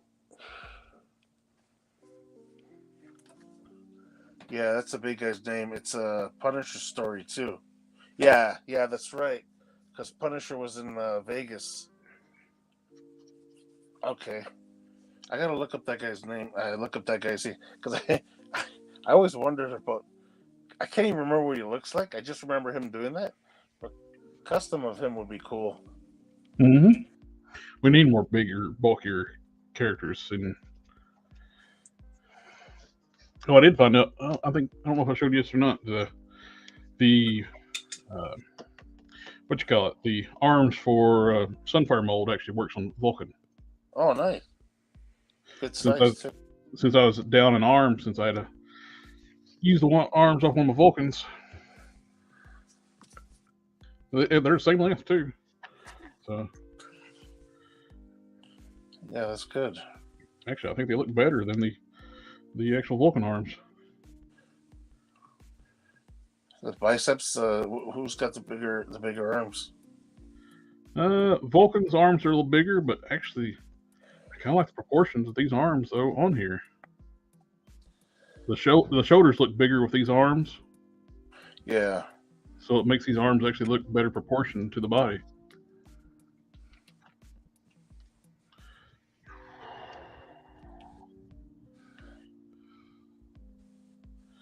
Try to figure out. I like those. I need to touch up where the paint's real thin on those the spare arms, the original spare arms. Mm-hmm. Almost like, man, I need to like try to figure out something to do with it because I like the flames on the arms. I need to like paint over them or something. I'm going to Yes. wait to do the strip on the boot. I got it on this one. But I want to do it when I put the boot back together so I know they're going to line up. Yeah. So what can I do with my clay?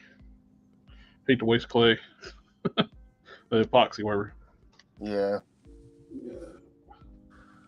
Yeah, yeah. You see? Yeah. Gary says the Frank Castle was in Vegas to kill somebody, and Frost was his bodyguard. Okay, cool. Oh, okay. Thank you, man. That's been bothering me for years. I just couldn't remember. Couldn't remember the guy's name, or I didn't even really know his name. But I'm gonna look him up. I want to see because I'm drawing a blank now because it's so long ago.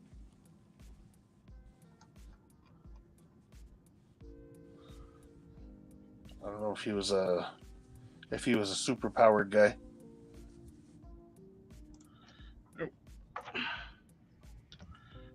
Cool. I'm going to. I think he is good. I got the reds. I need to do a little more red dry brushing on him. He's getting there. You get the boots yet? I'm using the boots I dyed. These are regular Century boots, blue. Yeah. I dyed them black. Then I went over with black paint. And let's see. What are you doing for the cape? I'm going to get a soft goods wired cape because I already put magnets in the traps. Mm-hmm. So I can put magnets in the traps and sculpt it back over. Which I did all the shading around the neck. I'm ending up going to paint that black anyway. Yeah. Oh, thanks, Gary. I'll check my Instagram. My phone's charging right now in the other room. Thanks a lot, man. I can pull those up real quick. Oh, you sent them. Oh, you sent Dom. Yeah.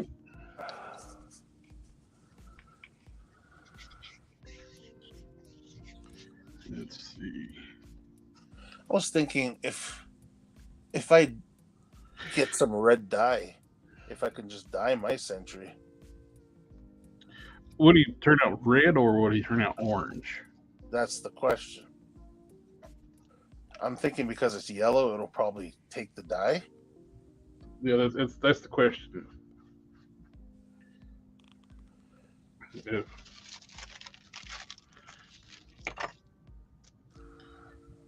do a little more. I painted these young Thor bracers black, so I don't have to paint the forearms, and it actually works out better with the merged Sentry look. Where's that? It's laying here somewhere. There it is. The the gloves go on the back of the hand a little bit like a triangle, like a curve down, like Yeah, yeah. what these bracers do. Oh, perfect. So you don't have to worry about painting that. Yep, and Uh, they're made to fit this mold. oh, so So you don't have to do anything to the hand then. nope. The only paintwork besides the red I got to do paint the black around the neck and paint the belt. I started a second belt since I got a couple of centuries and the old centuries in my fodder bin. I got one leaving the gold, but I got looking at the artwork. It's black with just the center white. So I sprayed the white to get a nice smooth finish. Yeah, I think the black will look. I know what you mean. The gold looks good, but the black will really pop on there. Gary sends you the pictures too. Okay. Oh, thank you, Gary.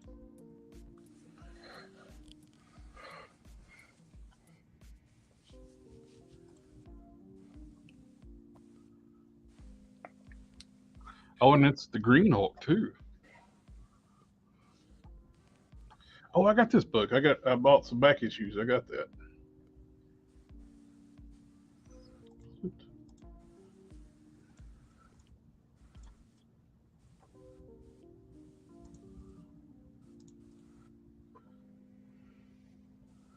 That wasn't Fix It. No, it's when the Green Hulk went back to Vegas afterwards, like the merged Hulk, and he was using the Joe Fixit name, but he wasn't Fixit.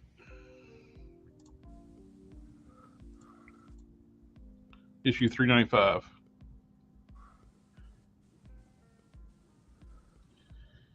Yeah, that dude's big. Open image, new tab.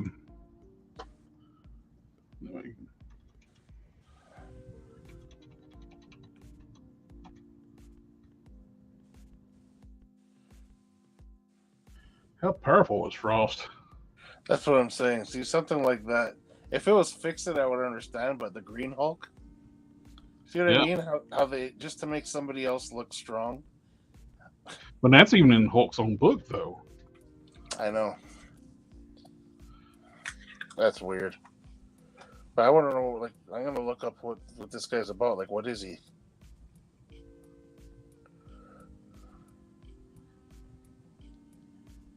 He can't break his grip. What does he do? Swallow a gamma bomb? What's his powers? Hmm. I gotta check Comic Vine. Yeah, I got the book. I haven't read it. I bought a bunch of back issues when they were cheap. Now those back issues have gone way up. Now, Midtown Comics, big outfit in the U.S. Yeah. And I bought a bunch of back issues to try to fill up gaps in my collection. Gary says, I knew something about the Hulk that Jared didn't. What a day. Yeah, I got the book laying over here. I actually bought them a few years ago, and they're just sitting in a stack over here. I need to put up. It's a 396, 397 is when I first started reading. Then I went back and bought back issues a few years ago. Yep. And I did have like like 377. That was one I read.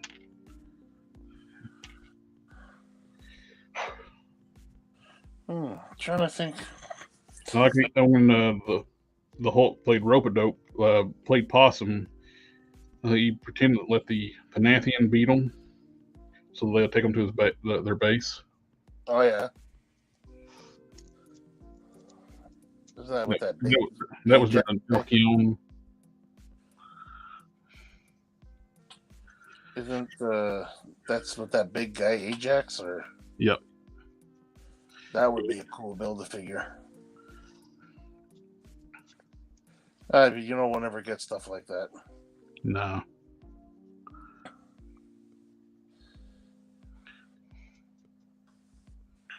Gary says he was like a big Iceman elemental or something like that. Give me the win, eh? Oh yeah, absolutely. You got the win, sir. I did not know that. I've been wondering because I even put it in Google, big, what is it, big bodyguard or something that stopped the Hulk or whatever. I'm like, and I could never find it. Hey, I had the answer all along sitting over here on the shelf, but I never stack of And comics. I never read them. I was gonna say that all this time it was right there. Oh, Gary says, plus it's nearly 2 a.m. Yeah, you remember that at 2 a.m. making us look bad, man. Well played, good sir. Well, I'm just happy I got an answer now. Yeah, now I want to look up the character. Well, he's on that suit. Could use that Joe Fix figure to make one. True.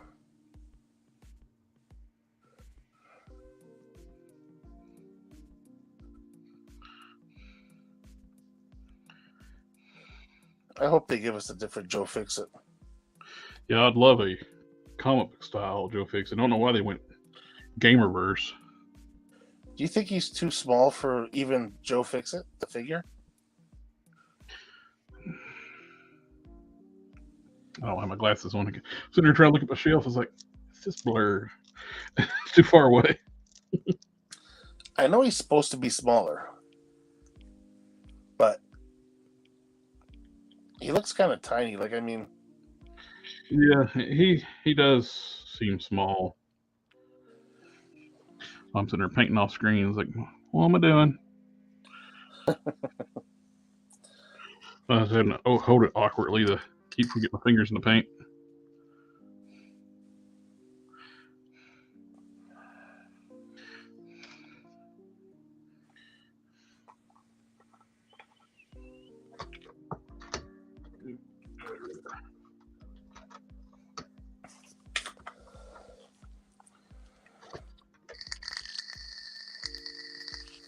Vice with one of the mushroom pegs, the ankle for lower legs. If you want to turn your camera on for a second, I need to step away just for a second. Oh, you're laying down. No, never mind. yeah, I could just entertain our guests. We got 15 watchers tonight. That's cool. Well, welcome everybody. To all of our watchers.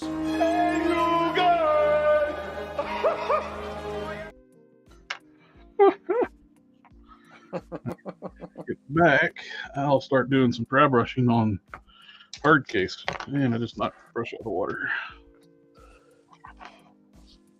Gary says, I did my fix it on the SDC app, the SDCC Hulk. One of the early legs places I did before I learned Jared's trick. I sent another photo to Jared as well. Oh, when you get back. Yeah.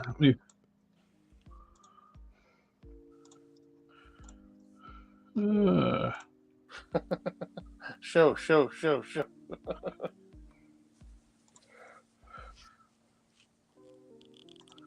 Okay, present, share screen.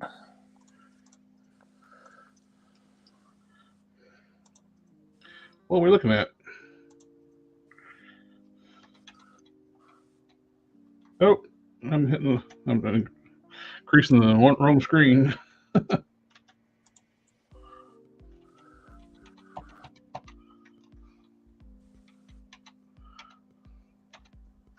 Oh. I see a maestro. I see Thor getting new arms. A maestro in a package. Yep. I see an air purifier and a bunch of comic books.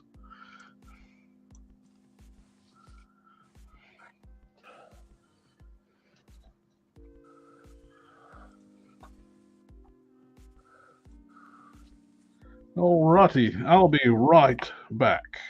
Mm-hmm. Is that our house now?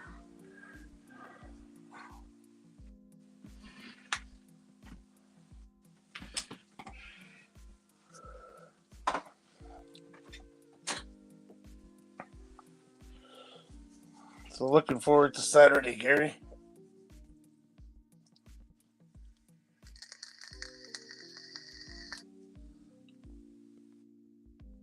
I'll let him know when he gets back. So anybody who's listening right now, what's your favorite version of the Hulk? Let's hear it in the comments.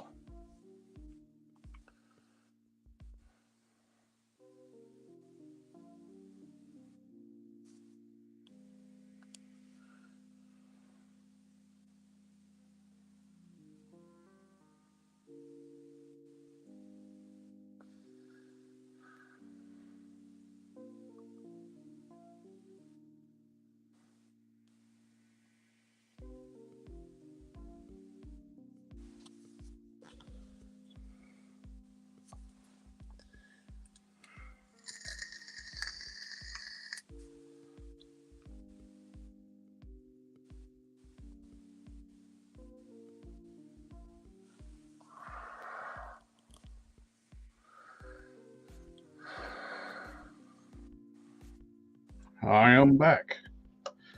World War Hulk, Immortal Hulk. Gary said that was his Hulk run in the boxes, plus the Maestro he'll be doing. Sweet. And I asked a question while you're gone. I said, "What's everybody's favorite version of the Hulk?" Bendy says the Tumor Hulk. I'm not familiar with that one. Is that a modern one?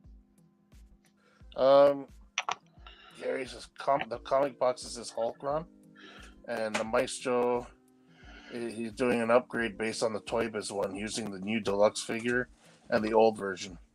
I'll tell you about it on Saturday. Yes, we're looking forward to it. Sweet. Nico says World War Hulk and Immortal Hulk. And Gary says, you know mine. Yep.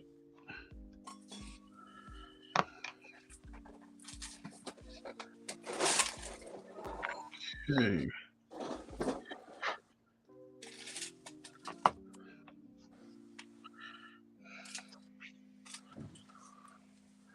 Benny says, my favorite is actually the Thor Ragnarok Hulk. Oh, the MCU version, or like the figure, the action figure. The build a figure was pretty nice on that one. Plus, the Marvel Select one is too. And the SH Figure Arts. They call it the Infinity War Hulk, but it's Ragnarok Hulk. Yeah, without the armor. Yeah, that's Hulk at the end of the movie. Yeah, which is what I'm thinking, that the actual Smart Hulk Build-A-Figure from Marvel Legends, his lower body is identical to the way he looked at the end of Ragnarok. Yep. It's just the upper body's too small. With all the armor, yeah, he looked good. It's basically their version of Planet Hulk. Yeah, no, I mean, you remember the... Well, I was answering Bendy there. As he was talking about with all the armor. Oh, okay. Yeah. Yeah, that thing looks funny, though. I remember comparing a picture of that on Facebook. He has the exact same tears in his pants. Remember the scene where they're standing on the bridge there? Mm-hmm. Which never really happened in the movie because the Hulk wasn't on the bridge with Loki, and it was Loki, Thor, and Valkyrie. And in the trailer, I remember the original trailer showing Hulk in that picture. That part got canceled out. Well, if you also too, like in Infinity War, we saw the Hulk running in Wakanda, running toward the bad guys. Yeah, well, that whole scene didn't happen. Yep. Did you see the dubbing Deadpool on a scooter in front of him? You ever seen that? No. Oh my god! So picture what you see there with all of them running, the Hulk and everything, and I don't know how they dubbed Deadpool in there on a scooter in front of them, and he's going at it with. I mean, he's joining them.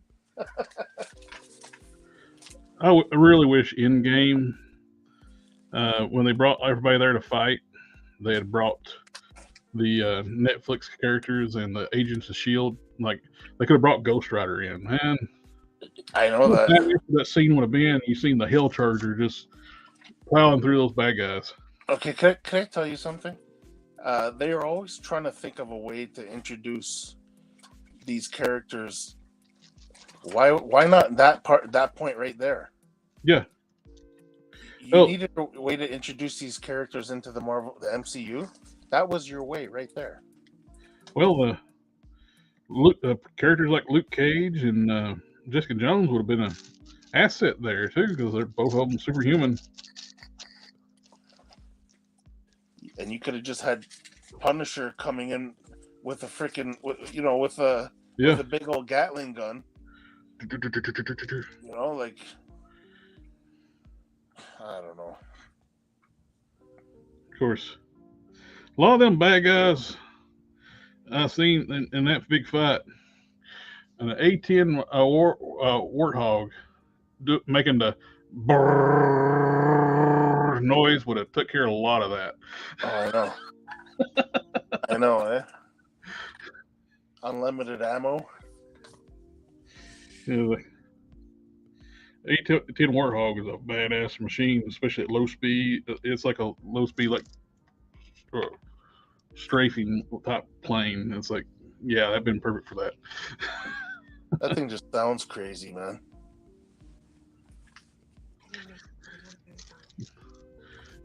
The A10 goes. Yeah, I love that. Big machine gun on the front of that thing is just badass. Lar A says, I wonder if the MCU will bring Eric Bana and Ed Norton back as variants.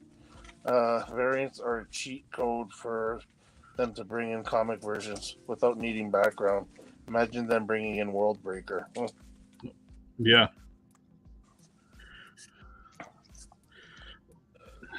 I still don't understand why they didn't let the Hulk just go berserk in the end game. I know. That big final fight scene. Well, when he found out Black Widow died, he threw a bench across the pond. That's it. That should have made him go berserk.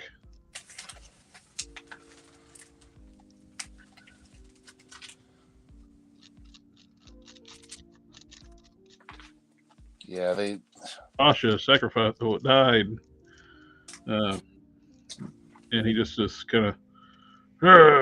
That's it.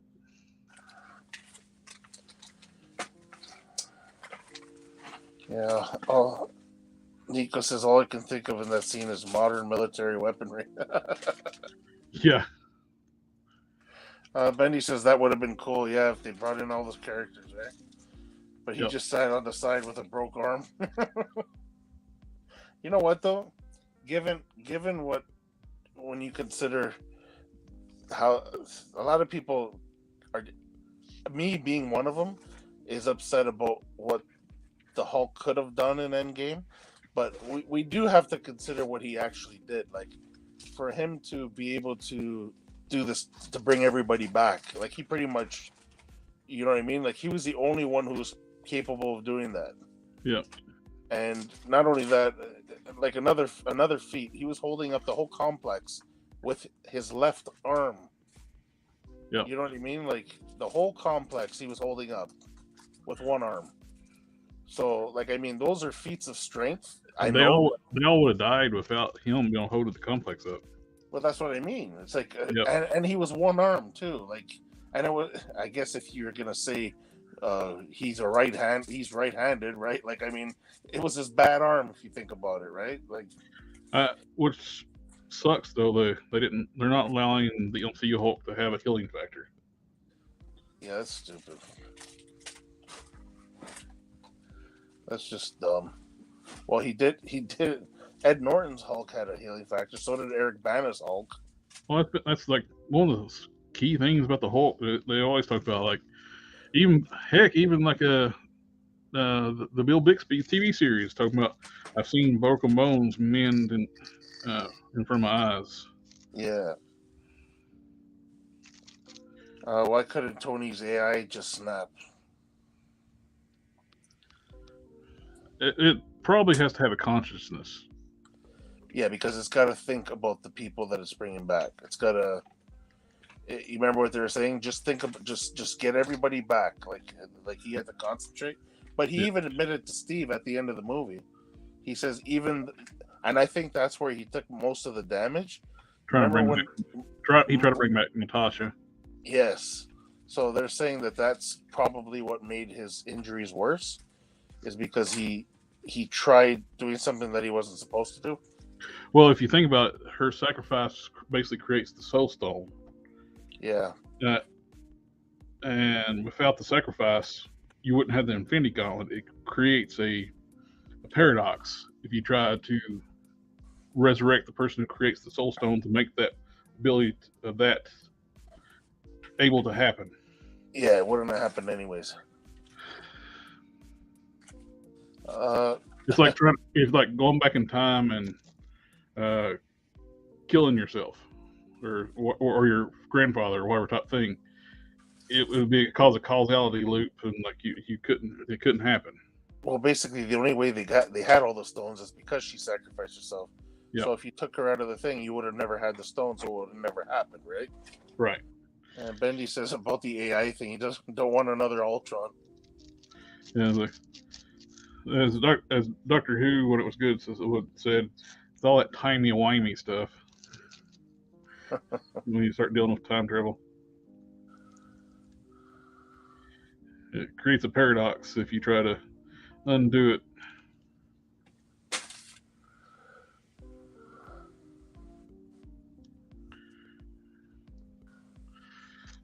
All this work to dye the parts and paint the stuff black, just all so he can be dark blue.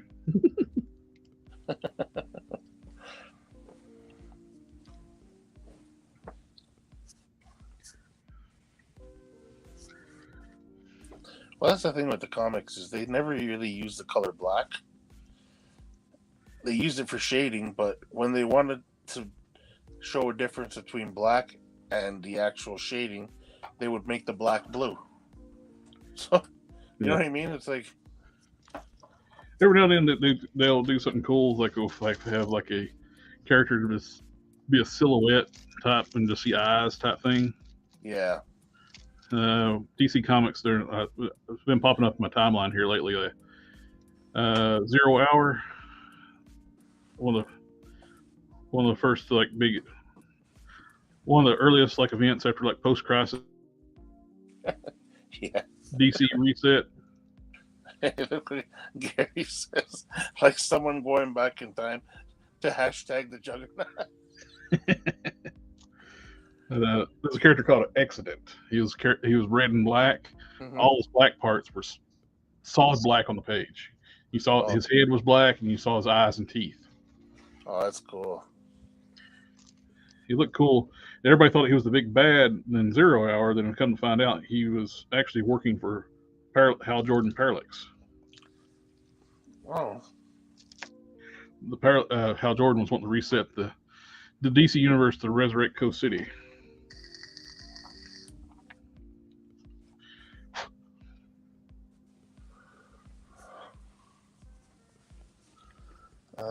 S&N Customs says they could have went back and got Vision and have him use all the stones to bring everyone back, and Widow wouldn't have had to die. Well, yeah, the Time Stone. Well, if once they had the Time Stone, that could have fixed a lot of stuff, especially given it's Doctor Strange. Yeah. Because Thanos actually used the Time Stone to resurrect Vision to take his stone from him. When Scarlet Witch destroyed his stone, Yeah. it killed him. He reversed time to bring him back to life and take the stone.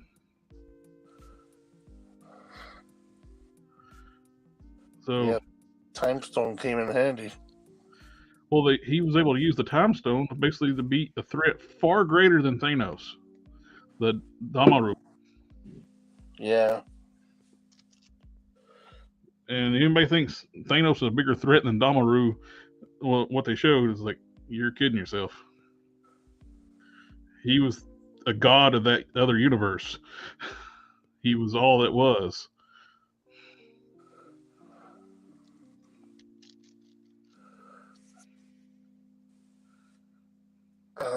Betty says Thanos was the only one who actually used them correctly. Mm-hmm. He used the reality stone, like when Star-Lord try to jump on and the collectors.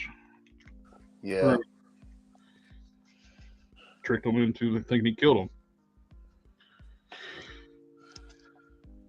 And we got that done. What now?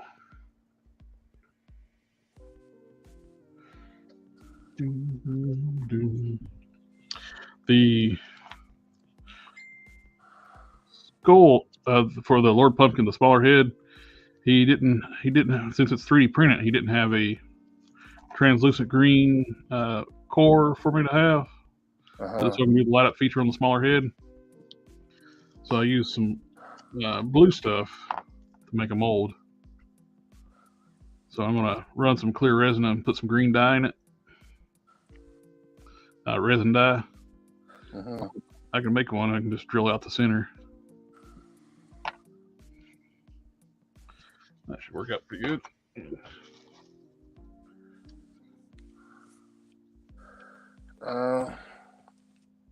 Larry says, you guys are just bringing up some of the 14 million examples that Doctor Strange already reviewed and concluded wouldn't work.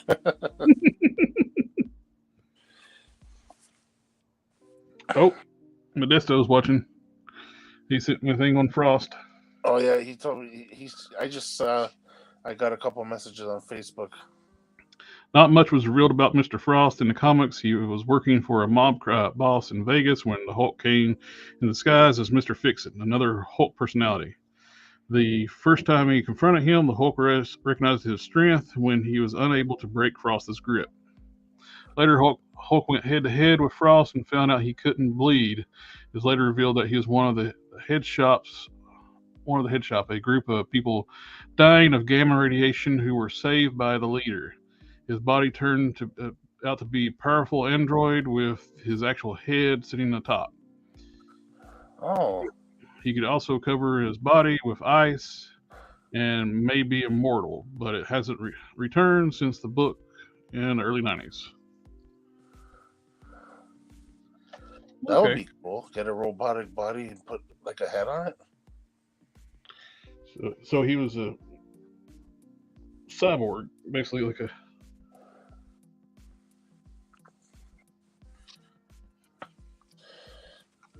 Okay, what we got? Well, I think I mentioned this before, but a lot of people were complaining about the Havoc figure not having a collar. Oh, from the Bonebreaker. Yeah, the classic Havoc didn't have his collar. You can use a bone crapper. A bone breaker. Bone crapper. Yeah, Bendy. That's what my dogs do after they eat all them bones. Yeah.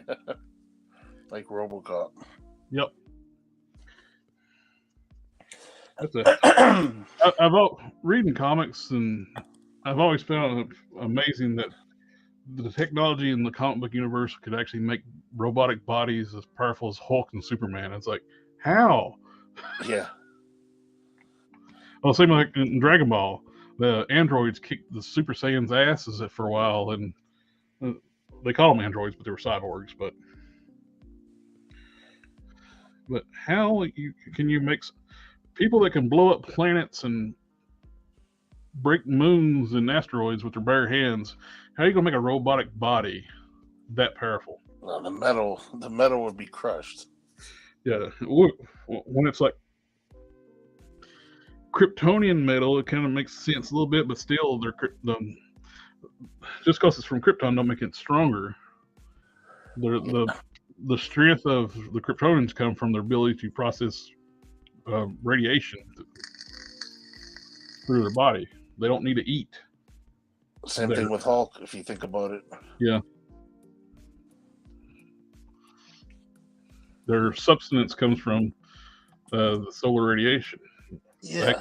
They can actually take in process other types of radiation, but that's their main thing. It's, they were they modified their at least one time in the comics they genetically modified their bodies to be that point.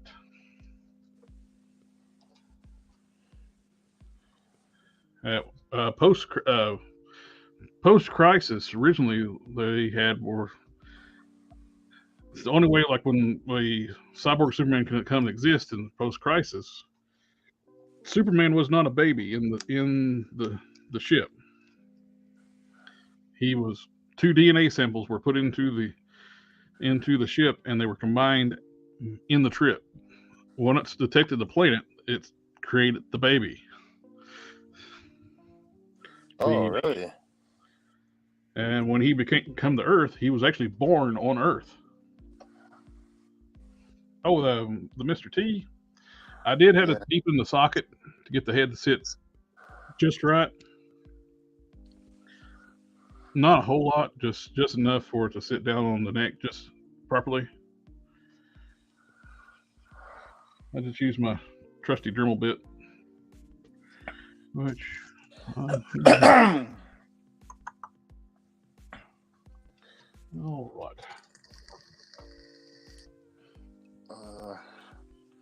Randy says, does live action Deadpool still have all the powers he got in X-Men Origins?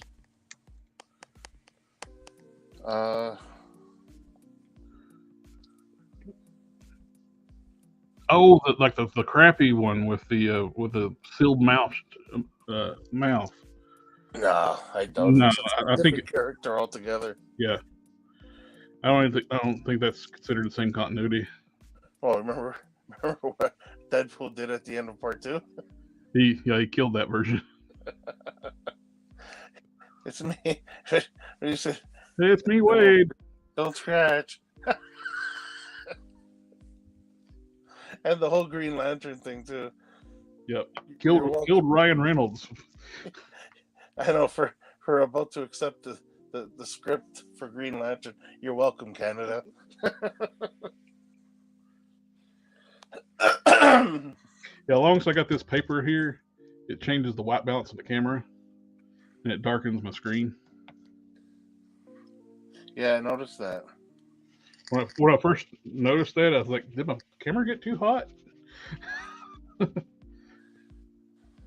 was worried I already damaged the camera.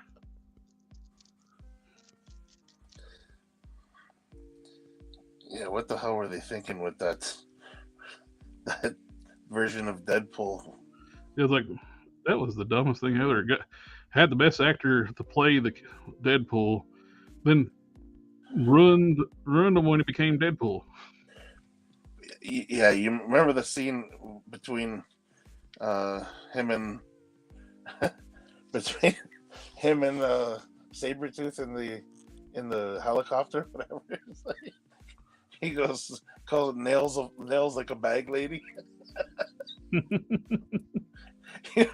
He finally got his chance to play Deadpool, and they went and ruined it. Remember when he said something? They were in the elevator, and the guy says something. She said something to him, and he was like, "What do you mean, like being in an elevator with all these guys on high protein diets?" Oh my god, he's too much, man. Ryan Reynolds. If it wasn't for Ryan Reynolds, we never would have got the Deadpool movie to begin with. No, but you know when you first discovered like this guy was meant to be Deadpool, is you remember when he was in Blade 3? Yep. That whole scene where he was chained to the floor. Oh my god! Like just the shit that was coming out of his mouth. It was like, oh my god, this guy was meant to play Deadpool, man. Like he was born to be the character. Him playing Hannibal King in that Blade movie is like, why? he made no sense because that's not how Hannibal King's character is. Yeah. But and Hannibal King is still a vampire in the comics. He didn't get cured and go on to. He was a vampire fighting other vampires. They didn't even call him Deadpool in the movie. Actually, they did refer to him as they said the word Deadpool, but It was It was referring to like the project, like a it basically was as a pool of powers type thing. yeah. Stryker said it. Yeah, He said something about yeah, Deadpool, whatever. Um, he not was so like, much called him Deadpool. It's just like the project's name is Deadpool. mhm. It might have been paperwork or something other too. I can't remember exactly. It's that movie's kind of blocked out of my head so much. Yeah, it was like X10 or something. Uh, weapon. A lot of people don't realize too in the comics, Captain America's Weapon One. Yeah, and Wolverine's Weapon 10, which is Yep. Roman numeral X. Yeah. I'd like to know. I'd like to know who two to eight to nine were. Hmm. Oh, they changed it later on. Like they, I guess Ashia Bradley is one of them, or the other Captain America from the '60s. Isaiah Bradley. Yeah. I heard he was one of them. All right. Now my camera's back.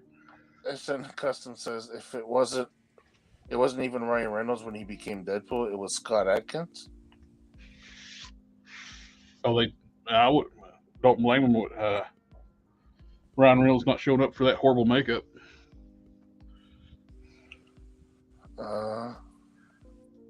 Deadpool's Weapon 11. Yeah.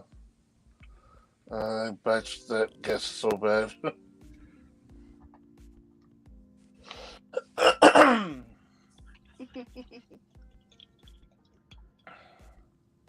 You remember how he got how the costumes got the black around the eyes?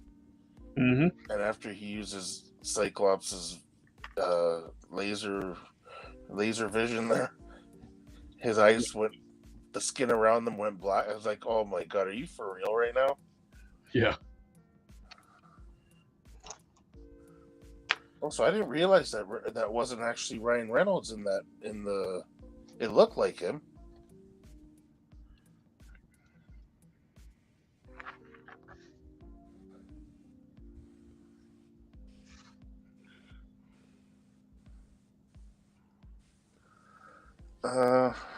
Gary says, Protocide William Burnside. The what now? I have no idea.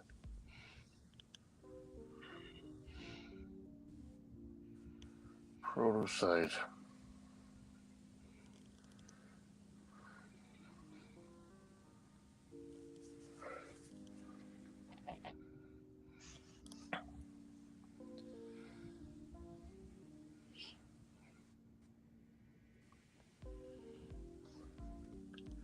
John Steele would be another weapon. Oh, John Steele would be another weapon too. He thinks. Yeah, I think Ryan Reynolds parts were added last because there's a couple of scenes where you can see that it's his eyes. I don't know. That could easily be manipulated though, but yeah. Well, you can't believe nothing anymore with deep fakes. Oh, I know. But that was such a horrible idea that they had there.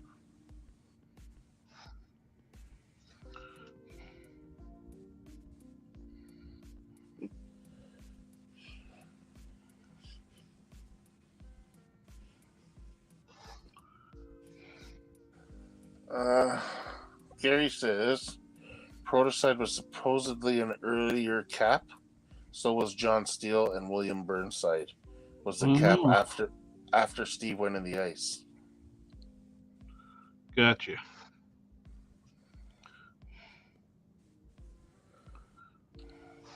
It was I know it's not actually canon now, but at one time, Agamemnon, or how you pronounce his name, it was head of the Panathian group, but the Hulk was. Mm-hmm. When they revealed his true form, he was that little kid.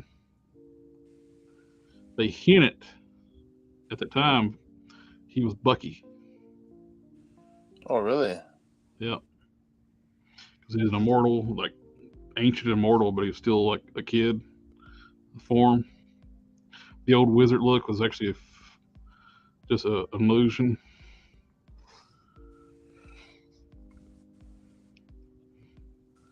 Well, yeah, I can He imagine. didn't. He didn't flat out say he was Bucky, but it was heavily implied.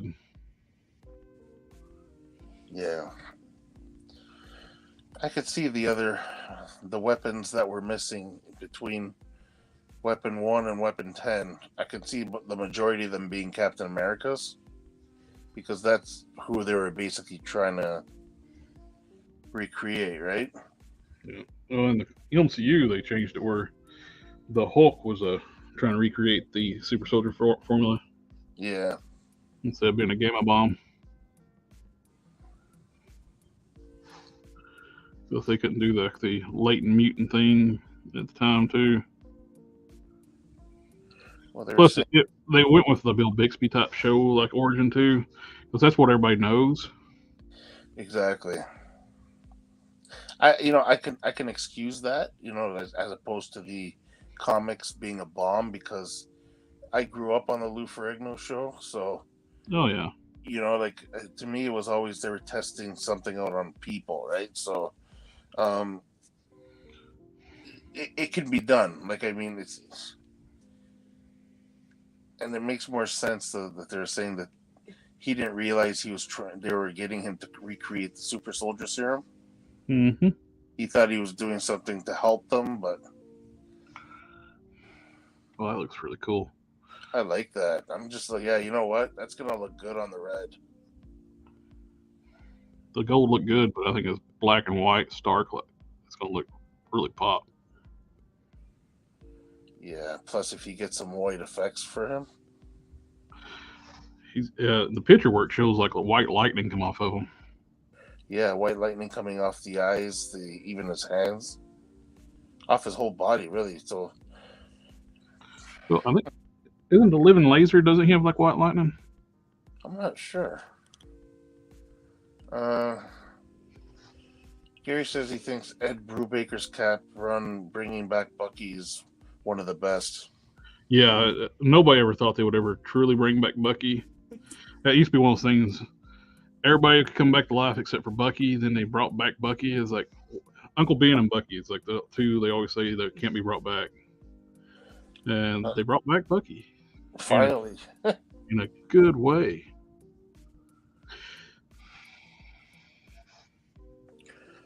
Brandy's asking who you're making a custom of. The merged Sentry. When Sentry and the Void personalities merged together, his look drastically changed. He looked like the Sentry, but he was red, black, and white. His hair was black too, and his suit was red instead of yellow. His hair and white electricity would like shoot off his body. It was like one of his most powerful. Yeah, because it's the three personalities combined.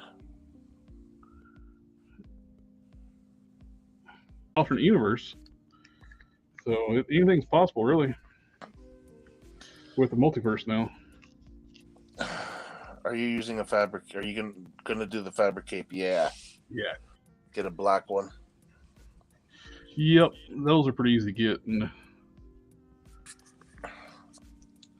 speaking of, did I tell you I ordered that cape that was made for the McFarlane Justice League Superman? And I've been waiting for it to come. It was supposed to come in November, and they said my wife gets a message saying that they refunded the money. They canceled my order. Oh yeah, you told me about that. That's but now I'm looking for one that will look good on there, and I can't find one. Well, just holler at Don. Commission him one. Yep, make one for you.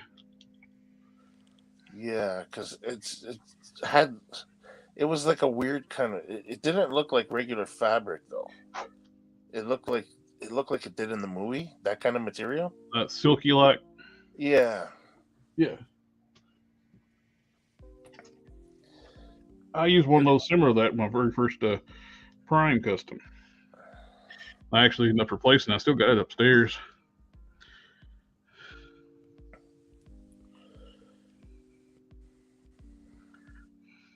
Such a piss off when you're waiting for something to come, and then all of a sudden it's like, oh, it got canceled. Well, the what's going on with Dorkside is like crazy stuff.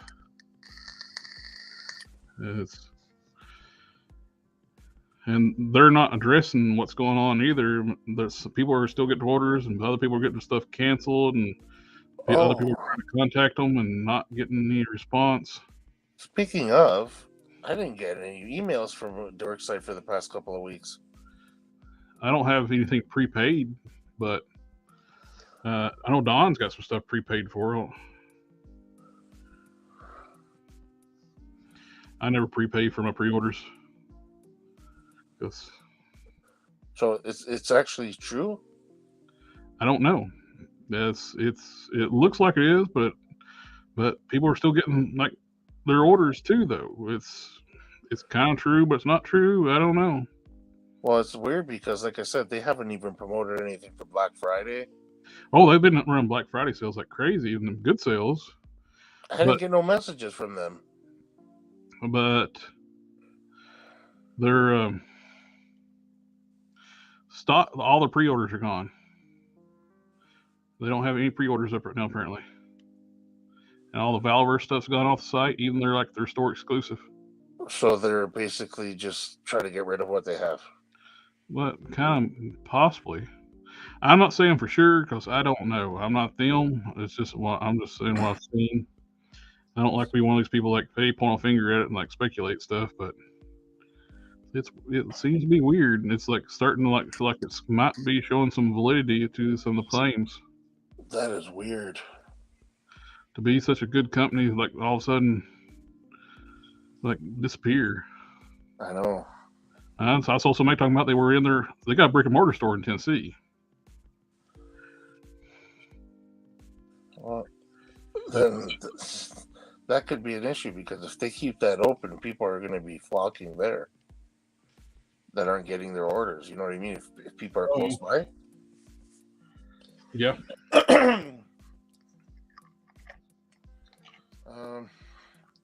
Benny says they should make Gwen the Green Goblin. Laurel, issues with Dorkside. I just made a big order with them earlier this evening. Did you prepay or just like have your card on file? The issue I've seen people are worried like with PayPal apparently suspended their account, but that could be anything because PayPal messes with small companies. Yeah, but the thing with PayPal is after a while, like if you pay through them, after a while after 180 days you can't dispute anything. Exactly. Benny says his order took really long time. Yep.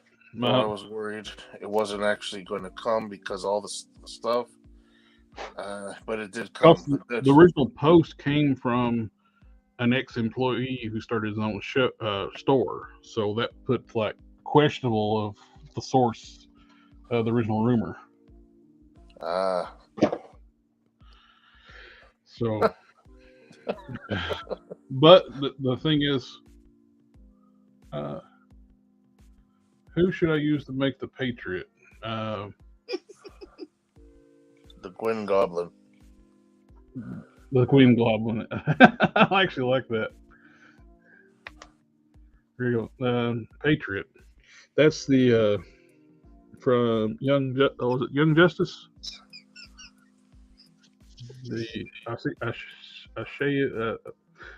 Bradley's grandson, I think.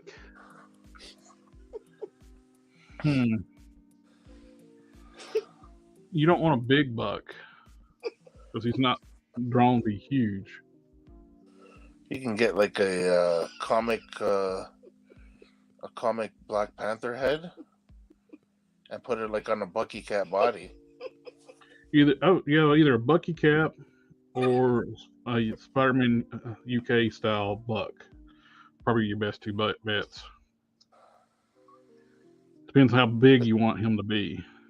If you want him to be like the teenage body, like when they first came out, or Yeah.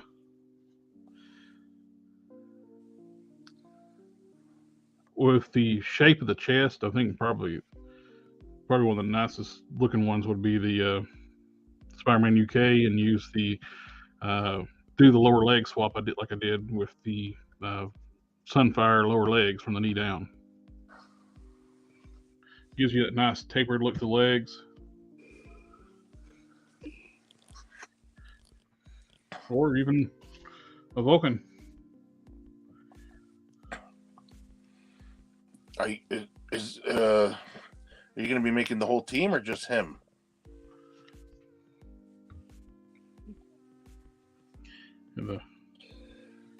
For Hulkling, I would probably suggest probably this guy. Oh yeah. Well, it's the same size as. Well, probably a little bigger than the. No, about the same size. The body.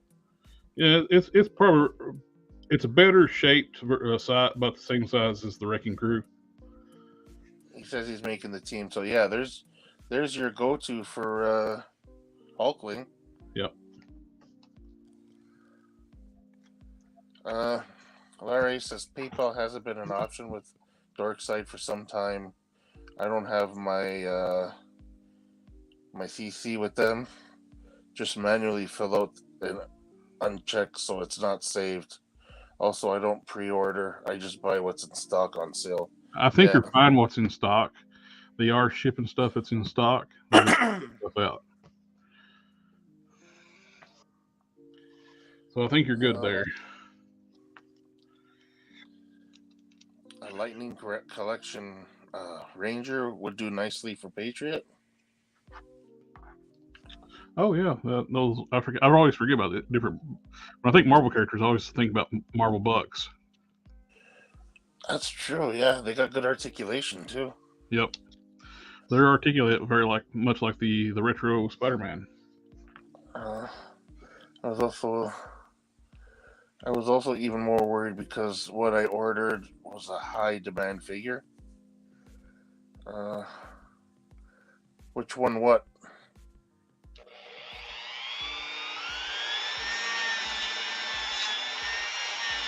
So I thought it got canceled. That Kit Bash makes his torso look even wider.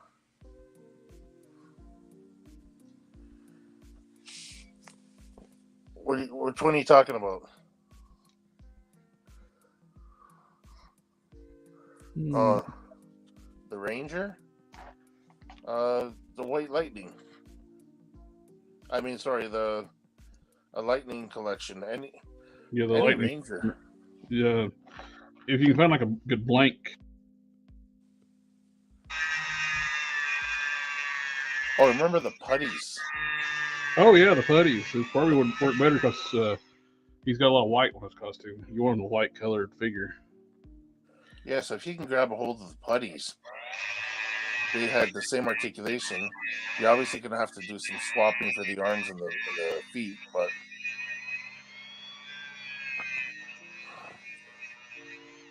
the big thing is to get the chest right, he's got that button buckled shirt. It's a bigger mold, but Star-Lord, the AIM soldier, that Ghost Rider body. Oh yeah, it's got the look that like you would want for him. Oh hell, go with the AIM body. You can get those. I think you can still buy the 2-packs on Amazon for a decent price. Is it that one though? Yep, it's got the regular AIM soldier, and it's got one of the tactical ones that come with it. Because I thought the 2-pack was the bigger one. No, you're thinking of the Hydra. Oh, that's Hydra. That's right. Yeah. Symbiote Spidey, the Vulcan mod. Oh, Vulcan mod, like the elbow for the shoulders. You trim those pegs off, and you get a lot more range of movement out of them. Mm-hmm.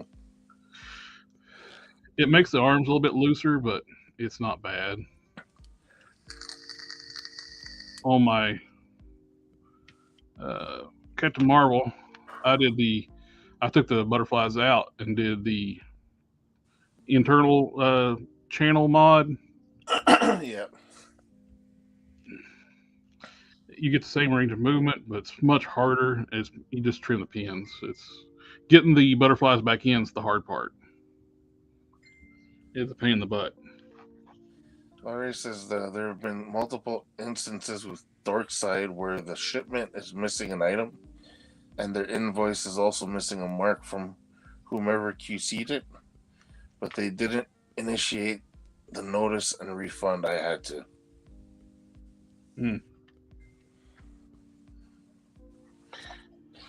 The only time I've had an experience with like some of the big stores, like they've done it and they've had no problem fixing it with. They've all done it once in a while. I order so much, I've experienced it, and they've all taken care of it. But I've never had it. I haven't ordered enough out of Dorkside. I've only ordered a handful of orders because I usually deal with either the Chosen Prime, Big Bad Toy Store, or Amazon. Every now and then, TF Source and Dorkside.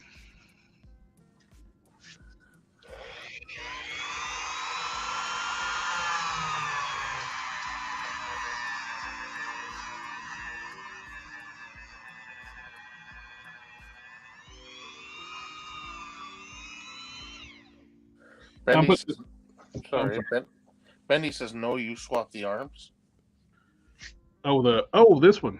Yeah, well, I was down an arm. I was looking for arms to fit because at the start of the show, I was showing this like little PSA for people. Like when you buy a figure with pinless joints, check your joints. I got done with my Captain Marvel. Then I start taking some pictures for do like the video showcase on the YouTube channel. I started to bend this arm. I didn't have to prep the joints because it's red, so I didn't have to worry about it. So I never removed the arm. There's no elbow joint.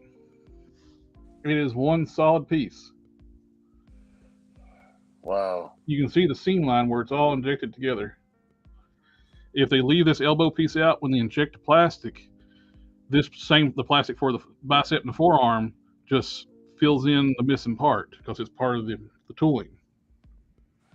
So I had one of my extra Vulcans, I had to grab another right arm because this is one solid piece. I was sitting there like, what the heck?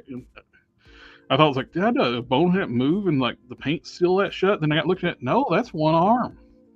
That's one piece. This has been happening a lot with the pinless joints. Oh wow!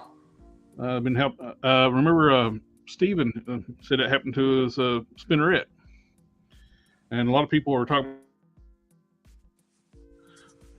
Someone else was like one of the previous other streams in the chats was talking about his Quake. The neck was one solid piece. Oh, well, and I've seen it a lot in the collector groups too.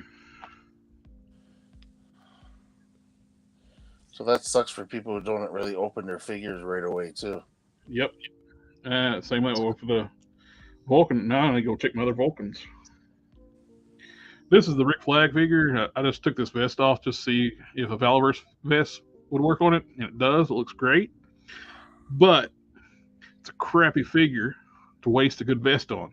So I'm just putting the old one back on. Yeah, you know. I'm not wasting one of my good Valorverse vests to put on this thing. No. I just want to see what it'll look like. Victor says, good old Hasbro with their excellent quality control. Oh yeah, and that was one of the figures you could see in the box. And it's just gonna keep getting worse and worse. Yeah. Oh well, I'll just pay closer attention. There were plenty of sales on figures happening from retailers and e-tailers this Black Friday, Cyber Monday. Probably be more wallet relief. Yeah. Definitely, it's especially with the new price points like we're paying $25 a figure right now, and the quality control is crap on these things. And so when they go on sale, it's like, yeah, load up. I rather just. Well, that's one thing. McFarlane has such great distribution on those figures. So every store has a surplus, and they end up putting them on clearance. Randy says it happened with his Iron Man torso when he opened it. Mm. Wow. Oh, that blue stealth Iron Man. It took me 3 to get a good one. I kept having to send them back to Amazon because I open them up and they fall apart. Jeez. The torsos would fall apart. Shit, I don't open my figures because right now the space issue. Now I'm gonna have. Wow. That's just something that you got to worry about now. The Doctor Doom from that same way with the Stealth Iron Man. His crotch is like same thing. It explodes. It just falls apart. Which Doom is that? The silver chest, white cloak and cape with the Thanos skull and spine. Yeah. Which they'd probably charge us as a 2-pack now. Yeah, probably.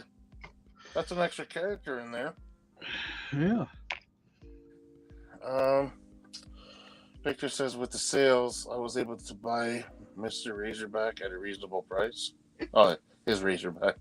About $16 and change per figure in that pack.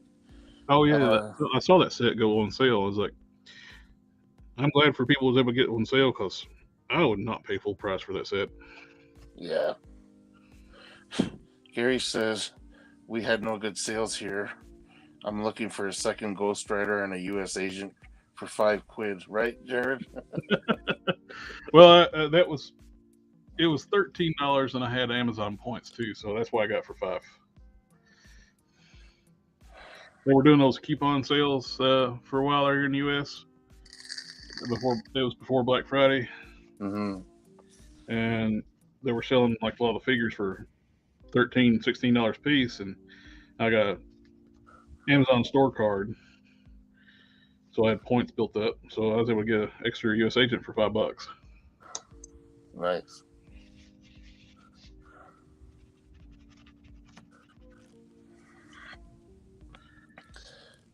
Laurie says I should have picked up more Rick Flags when he was five below. Same here. I saw them too, and I wish our Army built that thing, and they make great generic soldiers. I saw, and they were covered up with them. And then when I saw I wanted them, they were all gone. You're saying, is that Rick's original ballpoint? Yeah, he's got like a Marvel Legends sized ball joint on the top of his head. That could have came in handy.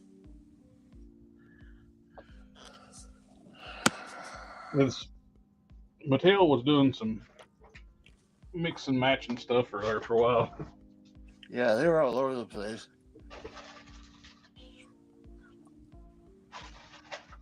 Ooh.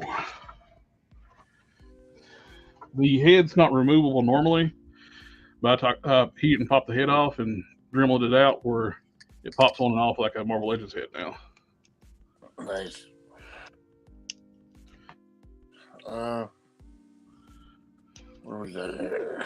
Penny says it was an AI Iron Man, and the lower articulation in the torso was molded together, and it made my hands sore getting it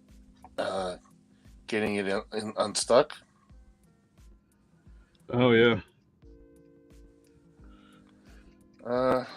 Gary, I'm not even on Amazon. I don't mind paying full price for a figure. I want, but for second to unbox or customize, I need cheaper. Meant to be saving for next year. Oh yeah, I understand. That's why I usually see stuff cheap and fodder. I try to pick it up, especially now. Like you don't know if you're going to find anything cheaper. Yeah. I got Ollie's. I need to make a trip out there and pick you up one of those 2-packs. Well, the Red Guardian 2-pack and what's her name 2-pack. Yeah, I just want that head just in case. Okay, that looks pretty good. Got the blue on the front. Yeah, this was almost like a. If this, I would say this was a tester's color, this would be like deep blue sea. But this is just like regular blue for Tamiya. It's like X4 blue, and it's like super dark. I like the dark blue. I do too. It's a different type of the tester's dark blue. It's almost got like a purpley look to it. It's real deep. Almost like a plum. Yeah, it's the same. It's the blue I used on the Quasar. Yeah. And this has got like a more traditional looking dark blue, I would say, I guess. It's very close to the blue on, it's already on Vulcan. Yeah. I do like these arms on this Vulcan body, though. And I was like, now who can I make out of this? Larry says Target has the US agent with controller Build-A-Figure piece for $17, and it's a part of a buy two get one free sale right now. So that's 33% off. So 11 something each. Not bad. I wonder if the Thor is on the same. My local Target is covered up with the Herald Thor. I need that Thor. I'm waiting. I was kind of waiting for it to go down in price here. Yeah. Excuse me 1 second. This one is. I'm about done with my cap. I can put another coat of French blue on that head.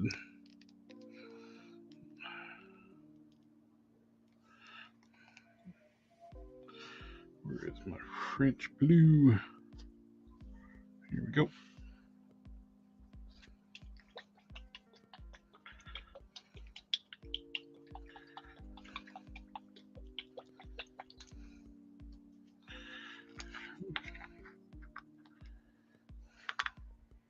I love this color. This is blue. What I think of. I've gotten so used to it with testers. And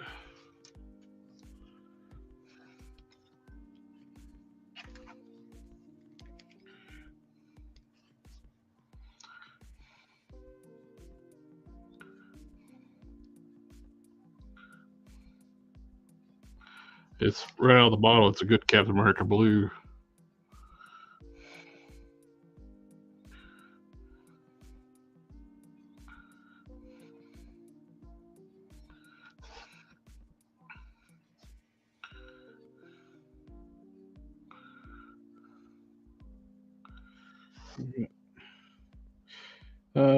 Peggy with the.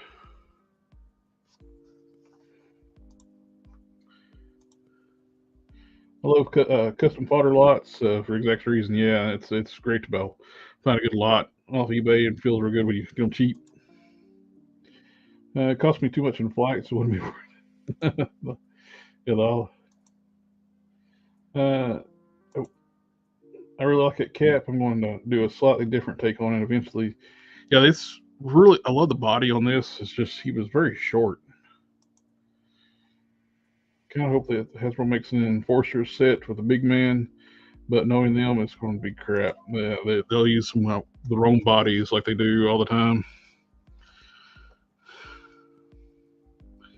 They're going to keep me in business content to just make them proper. So I guess that's good for the channel.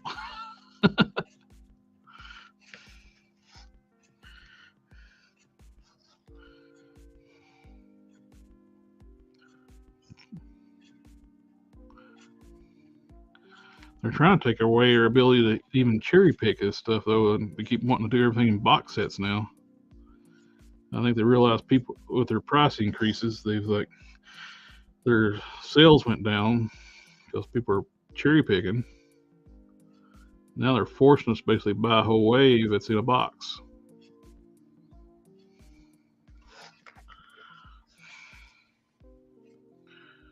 If you want character X, you gotta buy the 4 other figures in the box set.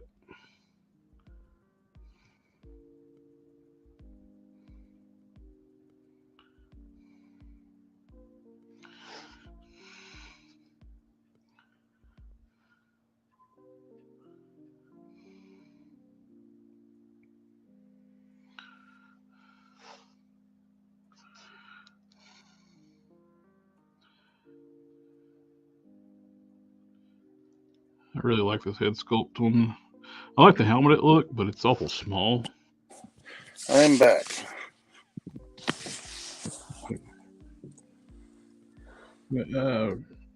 Correction, both qualify for B2G1 free. Buy one, get one free.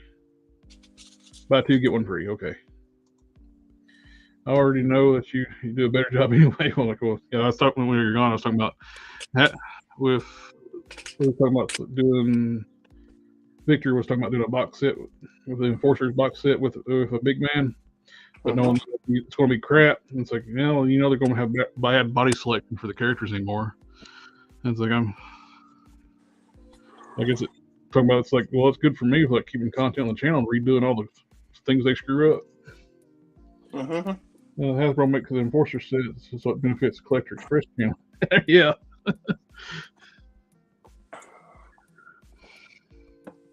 I still find it funny, like we're about to hit 3,000 subscribers, and some of these other channels like try to ignore like we even exist. Yeah, I know. I saw like there's a poll like it popped up on like who's your favorite customizer, YouTuber, and this and that, and Collector Fresh was not on that list at all.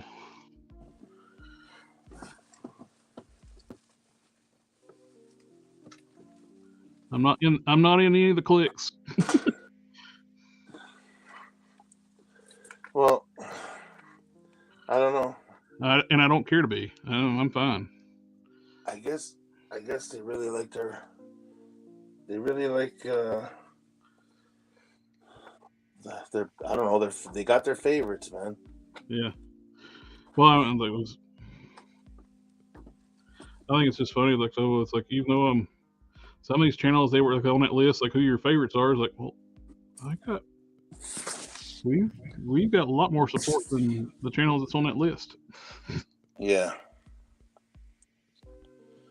We got a great bunch of people come in and support us, come in and participate in the chat.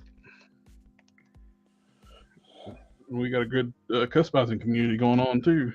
Exactly. Where do we leave off here with the comments? Oh, Burlington Coat Factory had a theme for $7. Nice price drop from what that mold went for when it was first Walgreens exclusive. Yeah, I guess it's the retro or the black and blue suit. Was it? I guess the BCF really are more than just coats. Burlington Coat Factory more than just coats. Yeah. I don't think they even advertise that they're a coat store anymore. Sam Duggan's in the house. What's up? Hey, bud. Yeah, Oh, I'm sorry. Go ahead. Oh, no. I was just saying I was waiting to see if that Thor dropped in price, but he did not. I can see it being like a Vulcan here soon, though, because Target's got cases of them. So that could happen.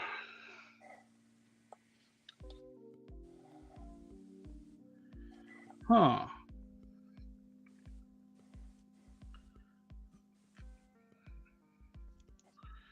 If that's the right diameter, these boots will actually look killer on this body.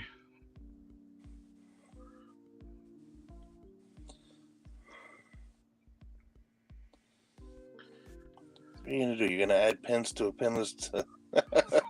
No, I'm just from the boot cut. Yeah. If the pins are compatible, that would work.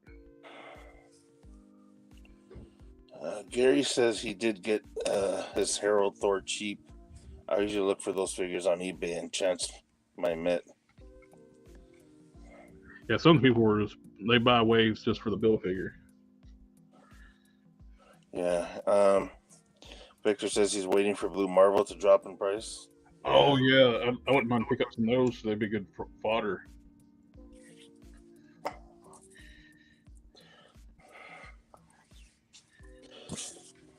Yeah, there was quite a few figures on sale over that last weekend, but Some of the ones that I was looking for never dropped, so. Let's see.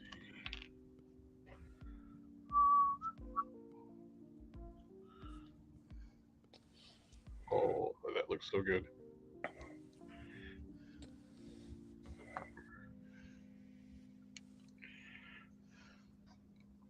Oh, yeah. That's going to look sharp. I dig it. You have the belt is cut, or? It's a snap. Oh, okay. It's made to go, take on and off. I didn't even look at my Sentry. And I got these parts here.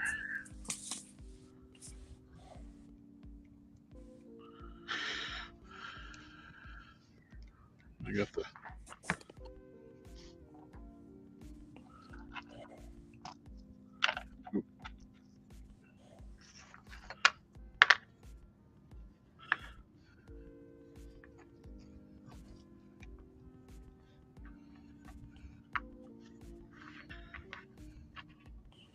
Oh, that's gonna look sharp, man. there's the other one. Yeah, once that cape gets on there, oh And plus there will be black around the neck. yeah. And I guess basically just gonna paint the eyebrows on the head. Where I laid it at. You order the cape yet, or? No, I haven't even bothered to order a cape yet. I was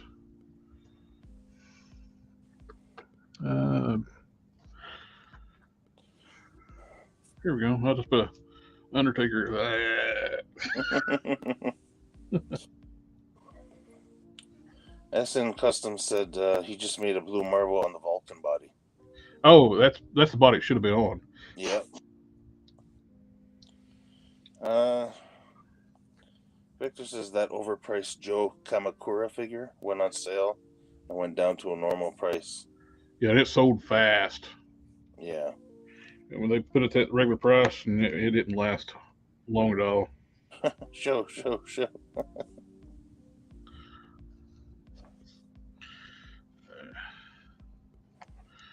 Here we go.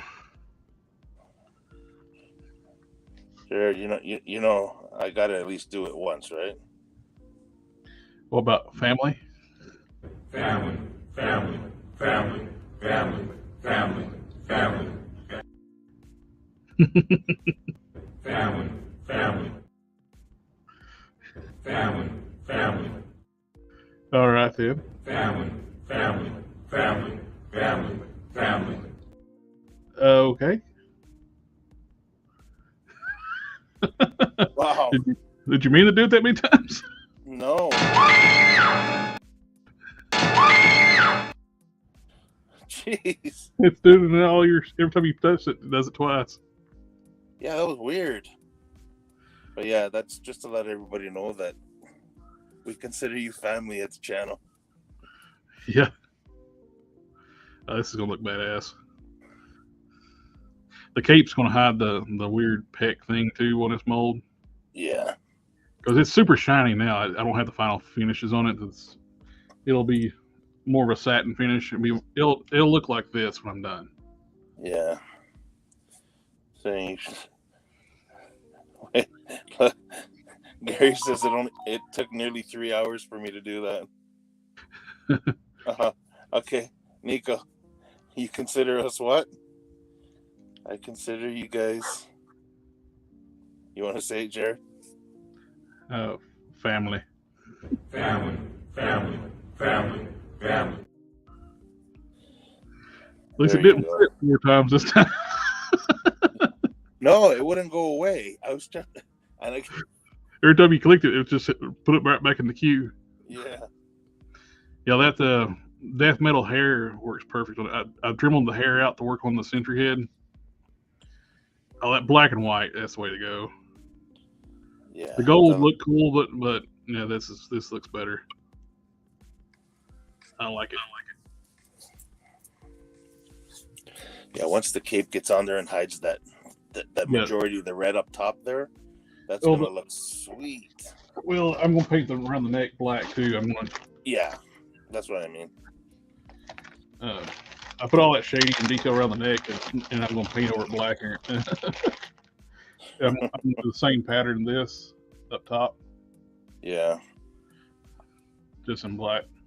After the paint cures a little better, using it. But yeah,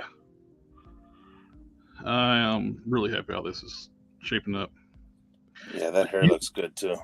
And these adds so much too, better than just painting the forearms. Actually got sculpted detail. You know what's good about it too is, like I said, instead of just using the sentry head and painting the hair black, it looks like it. You know what I mean? It looks slightly different now. Yeah. With the Well, it's hair. got that unswept look too, like they show in the artwork from referencing too. Yeah. So Laurie says the recent ML thing on the bubble card, like the rest of the Fantastic Four and Psycho Man and High Evolutionary, Entertainment Earth has the controller and Invisible Woman for $680 and $750. Oh, Plus, nice. you can get an extra $10 off with code. Bendy. family, family, family.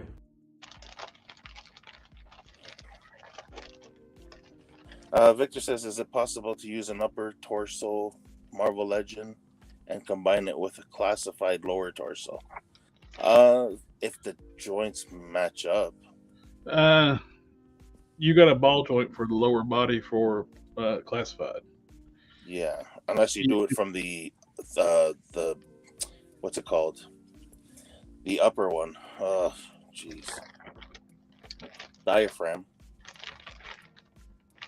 Do some of the classifieds come with a diaphragm and a waist? The females do. Oh, okay.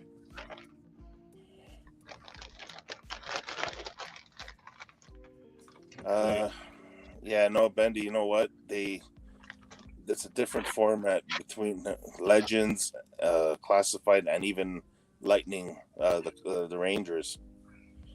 They all have different... So here's the classified gung-ho. There's a ball joint in this waist piece. The waists are like a little small piece. That's kind of like McFarlane does, but they do it better. You got the ball joint going into the waist piece, and they have a cover on it, overlay. One of these. This slips over top, and that's your waist cover.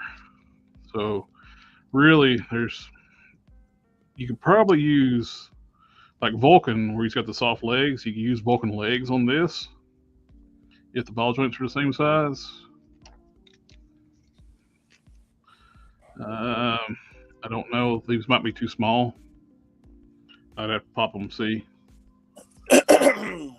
They do everything to mess up with the customizers, eh?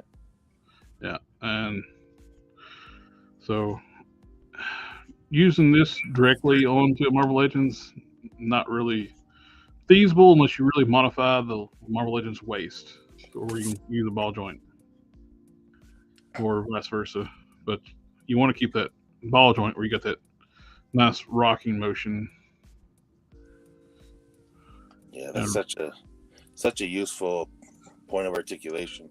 You get so much better natural bends when you got a ball joint at the bottom, and yeah, if you got a diaphragm up top, even better. Yeah. If you have a diaphragm, you can get really good motion. The females have the diaphragm joint and the ball joint.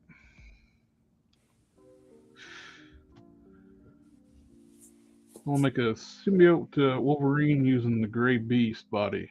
Yeah, I can see that. That would be cool. So we'll do some big, huge claws on that thing too. Gary says all these discounts are kicking me right in the wallet.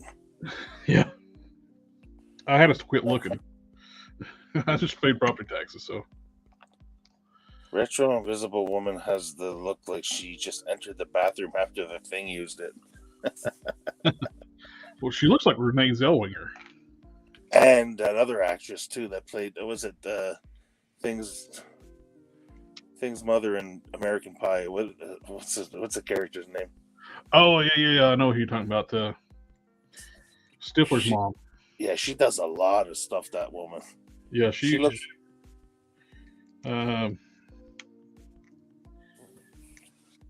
She was on that comedy series for those two waitresses. That rich girl became to become a waitress. Oh, Two Broke Girls or something. Yeah, that's it. Two Broke Girls. She was also in the. Oh geez, she was in Legally Blonde. She's Jennifer Coolidge. That's it. That's her name. Yeah, she looks just like her, man. That figure looks just like that actress. Yeah, I use the. I pop the hair off the hair off the head, and use the head off of the Walgreens Invisible Woman. And it looks good.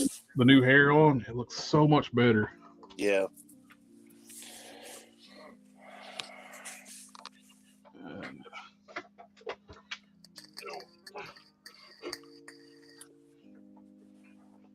I'm gonna take the tattoos off this chest right quick, and I think I'm gonna call it quits for tonight. Yeah, you did quite a bit of work. And we got 2 more shows. Well, 1 more show this week technically. Then Sunday starts the new week.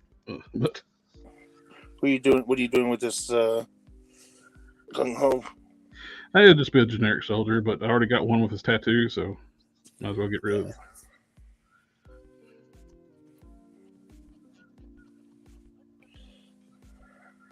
Man, that's on there good. It's coming off, but man, even Windsor Newton's having a hard time with that.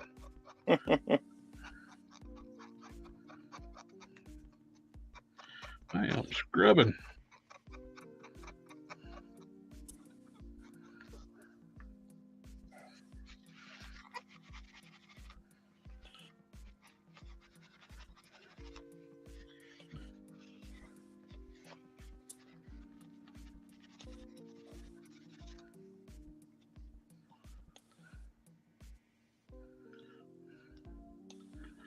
They really put a lot of paint on that thing. Look at how much. I know.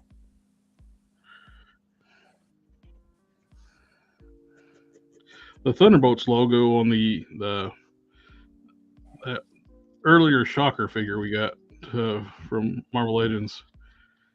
Remember there was a variant on that figure. One had the Thunderbolts logo, one didn't. Yeah. The most common one was one with the Thunderbolts logo. Mm-hmm. I didn't want to have them to have the Thunderbolts logo on my Spider-Man shelf. And I originally tried it with the nail polish method. Clear nail polish and wipe it off, since the nail polish has got acetone in it. Yeah. Didn't even phase it. And it took me a while to get off with the Windsor Newton. Some of these tampos are hard to get off.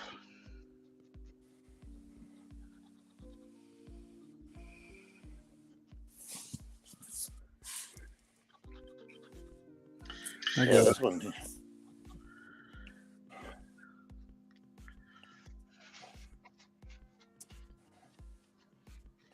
Yeah, they really got that one on too. Yeah. I think I'm going to stop here, though. It's starting to get the plastic soft. I'll let it sit and hit it again another day. That's one thing with the Windsor Newton. You use it too much, it starts eating at the plastic too.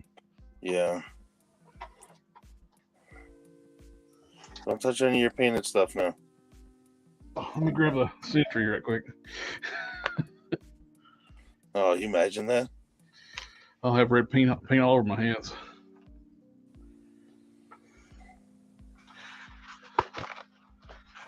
Bought me a new trash can to keep her next to my workstation so I can keep it a little tidier.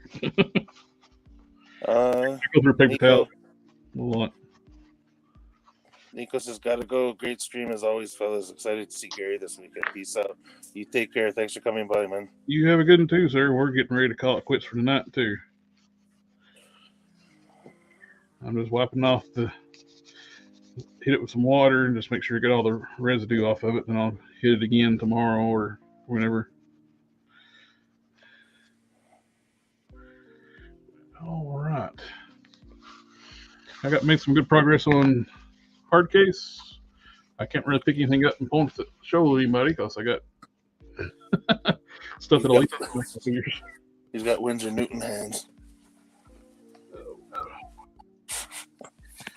So that's most of it off. So I'm going to use 2 fist hands, but they're slightly different colors. So the Century skin tone was different from Hyperion. Yeah. So I'll have to paint those. Try to get them to match both to match this. I think.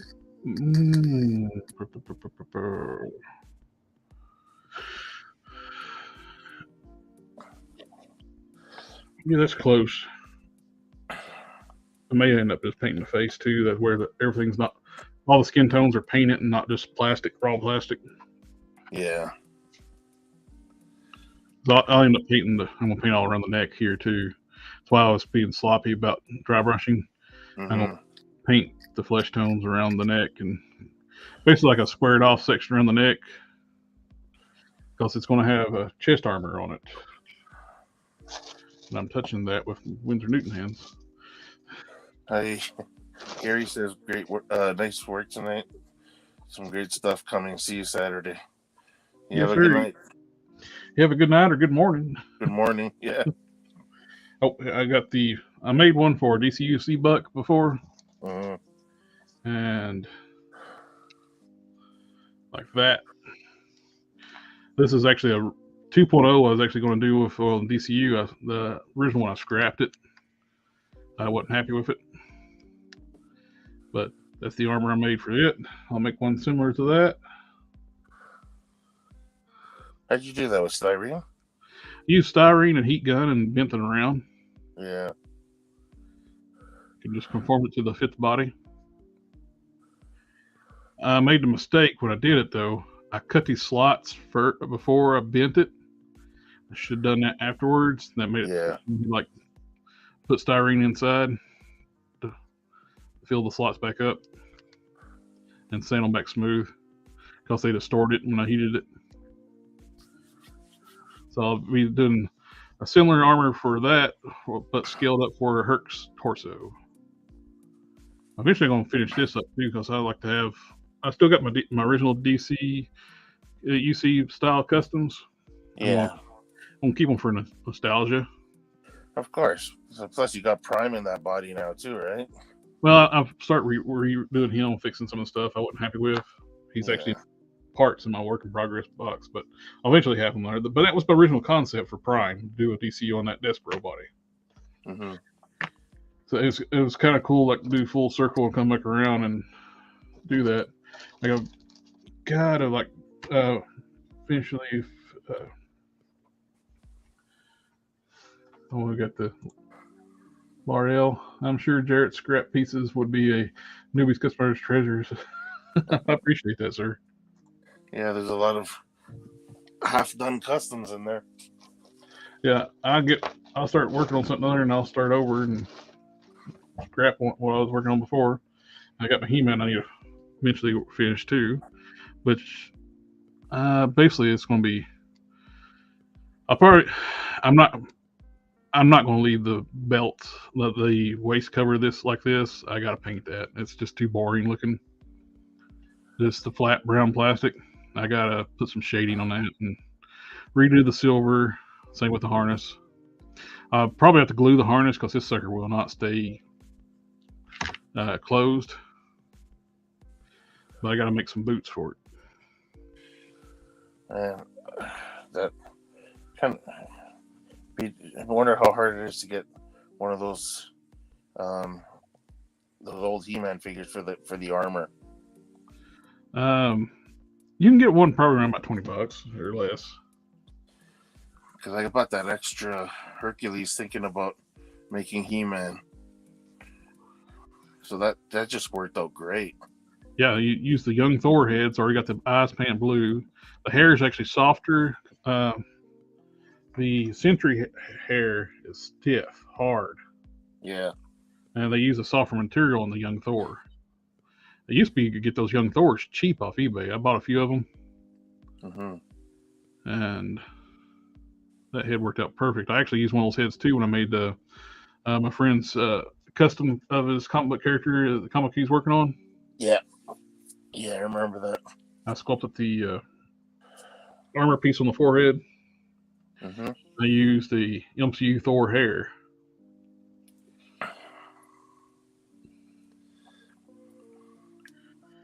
It looks pretty good. Yeah, it does.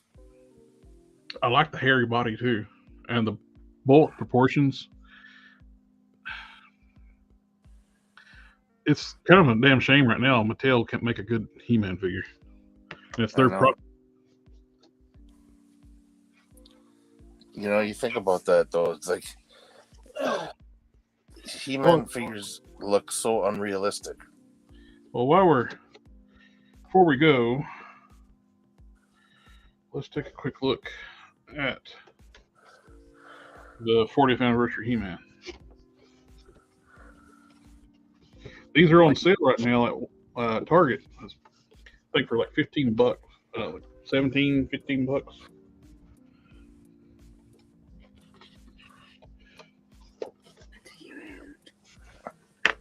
I got this one.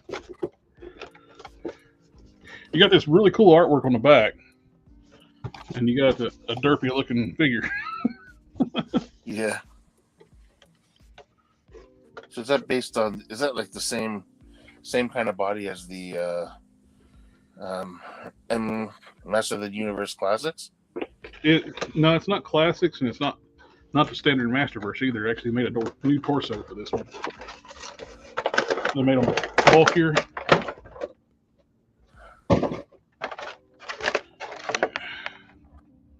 It's not bad.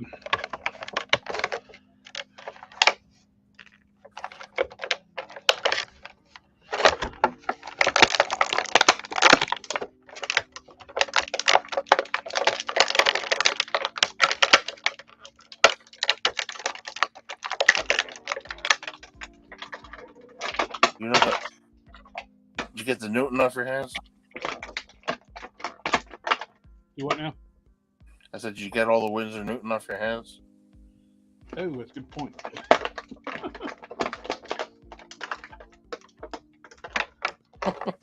And you were just handling that your custom there. Well, I have no paint on that except for what's That's on there true, already. Me. Set that to the side now. I still got a few parts in there, the axe and the extra hands. But the proportions on the He-Man figures are so wonky looking. The new chest on this one actually helps it a lot, though. The chest was so narrow on those Masterverse He-Man figures. Yeah. He doesn't have the tapered look like the superhero look he needs.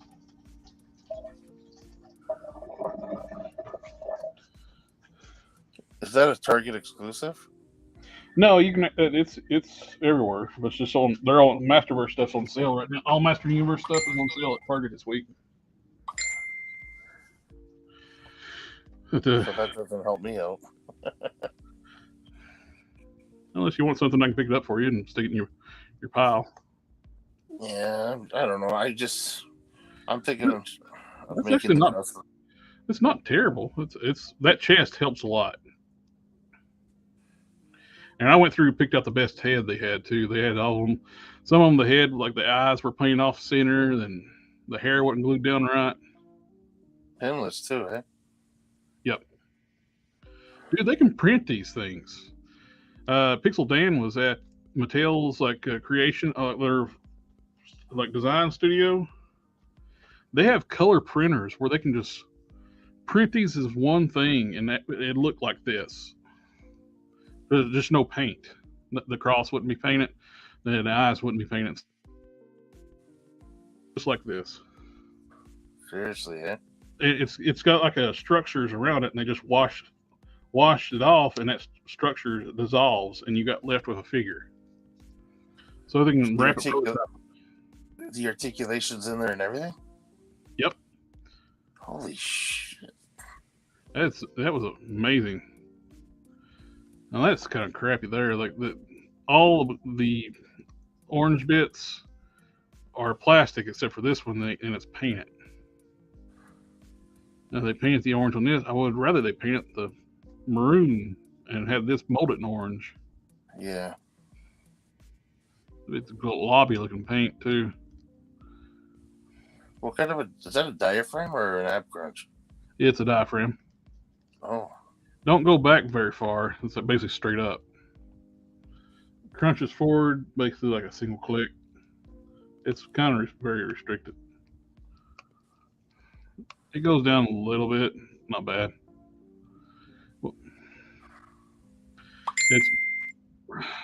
It's more for rocking side to side, and you get a little bit of crunch forward. Yeah, most side to side is one thing, but most people want up, want forward and back. Yeah. And he's got the vertically hinged hand too with this one, so he can hold his sword aloft. That helps. Like one of the iconic things He-Man does, like by the power of Grayskull. Hey, does that fit on your custom? That hand? Oh, the hand. I don't know. Because you wanted a hand, a vertical hand, right? Yeah, I definitely need a vertical hand. I wonder if that one fits. Probably not. I'll check and see though. No, it might. No, it does. Uh-huh. It's tiny compared to the other hands though, and the detail's not there.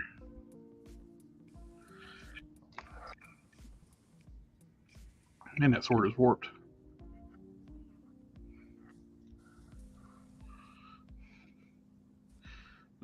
Even carrying it in a more natural position when you get that vertical hinge. I know. See, right there, that looks so natural as opposed to having it straight up. Like, you know what I mean? It'd be like that. That's not natural. No, you would be holding it like that.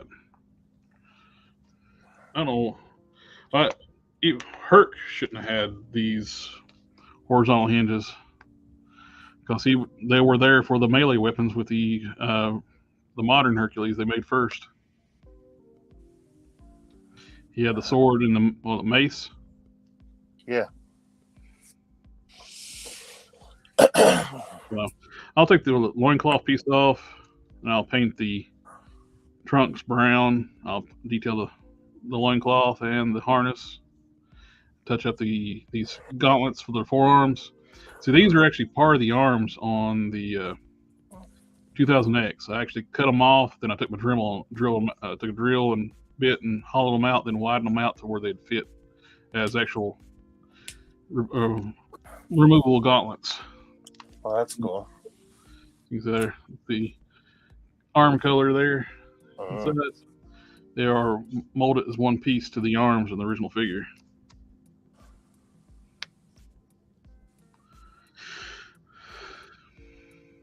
You can kind of get to fake it a little bit with those original hands, though. But if you notice, though, the Herc actually has bigger arms. Yeah, that's what I mean. Like, I'm looking at those side by side. It doesn't look like I know he's not a real person, but it doesn't. You know what I mean? It looks like a cartoon. Yeah. The proportions are just so off. Are you serious? They glued these on the other versions of this He-Man figure. These are loose, and that's glued on.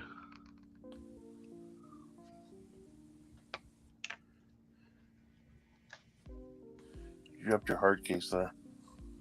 Oh. Yeah, they glued it on. I just ripped it off. I don't know why they glued it on for. Plus, they glued it on the wrong way.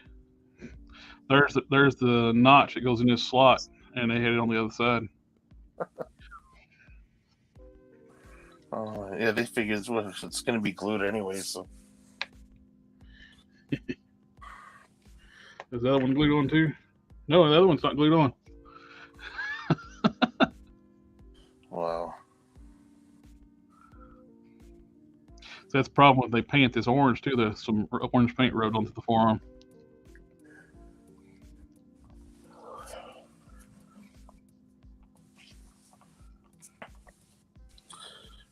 Okay, I think it's time. It's time for the network of mine. Before I go, my good brush, I'll wipe it off.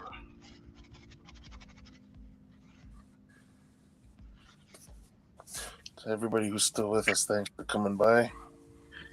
Yep. Thank you guys. So it's always a pleasure hanging out with you guys and getting to chat with you in the comments. Remember, we got Saturday's show with Gary as our customizer spotlight, so come join us. That'll be 7 p.m. Eastern,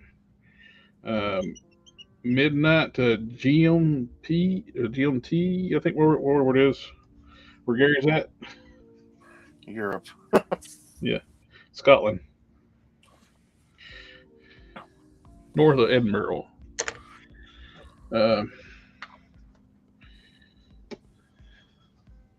And we got the standard Sunday night stream with all of us at 9 p.m. And I did have that poll up recently, and 9 o'clock won pretty well, hands down. It's going back for a while, a tie between starting at 7.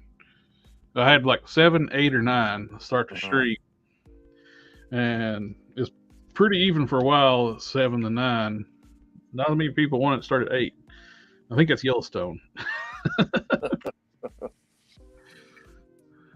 So 9 it is. All right, my friends. You guys, thank you again for coming out and hanging out with us. Let me get to the right screen here. Remember to like, share, comment, subscribe, and come check us out on Saturday night where we do a customizer showcase. It's interviews. We get a little bit of toy talk in, talk about the customizer's work. A little Q&A. A little bit of this, a little bit of that, and it's fun show. And come on, come all. We enjoy talking to everybody there. And we'll see y'all next time. Take care, guys.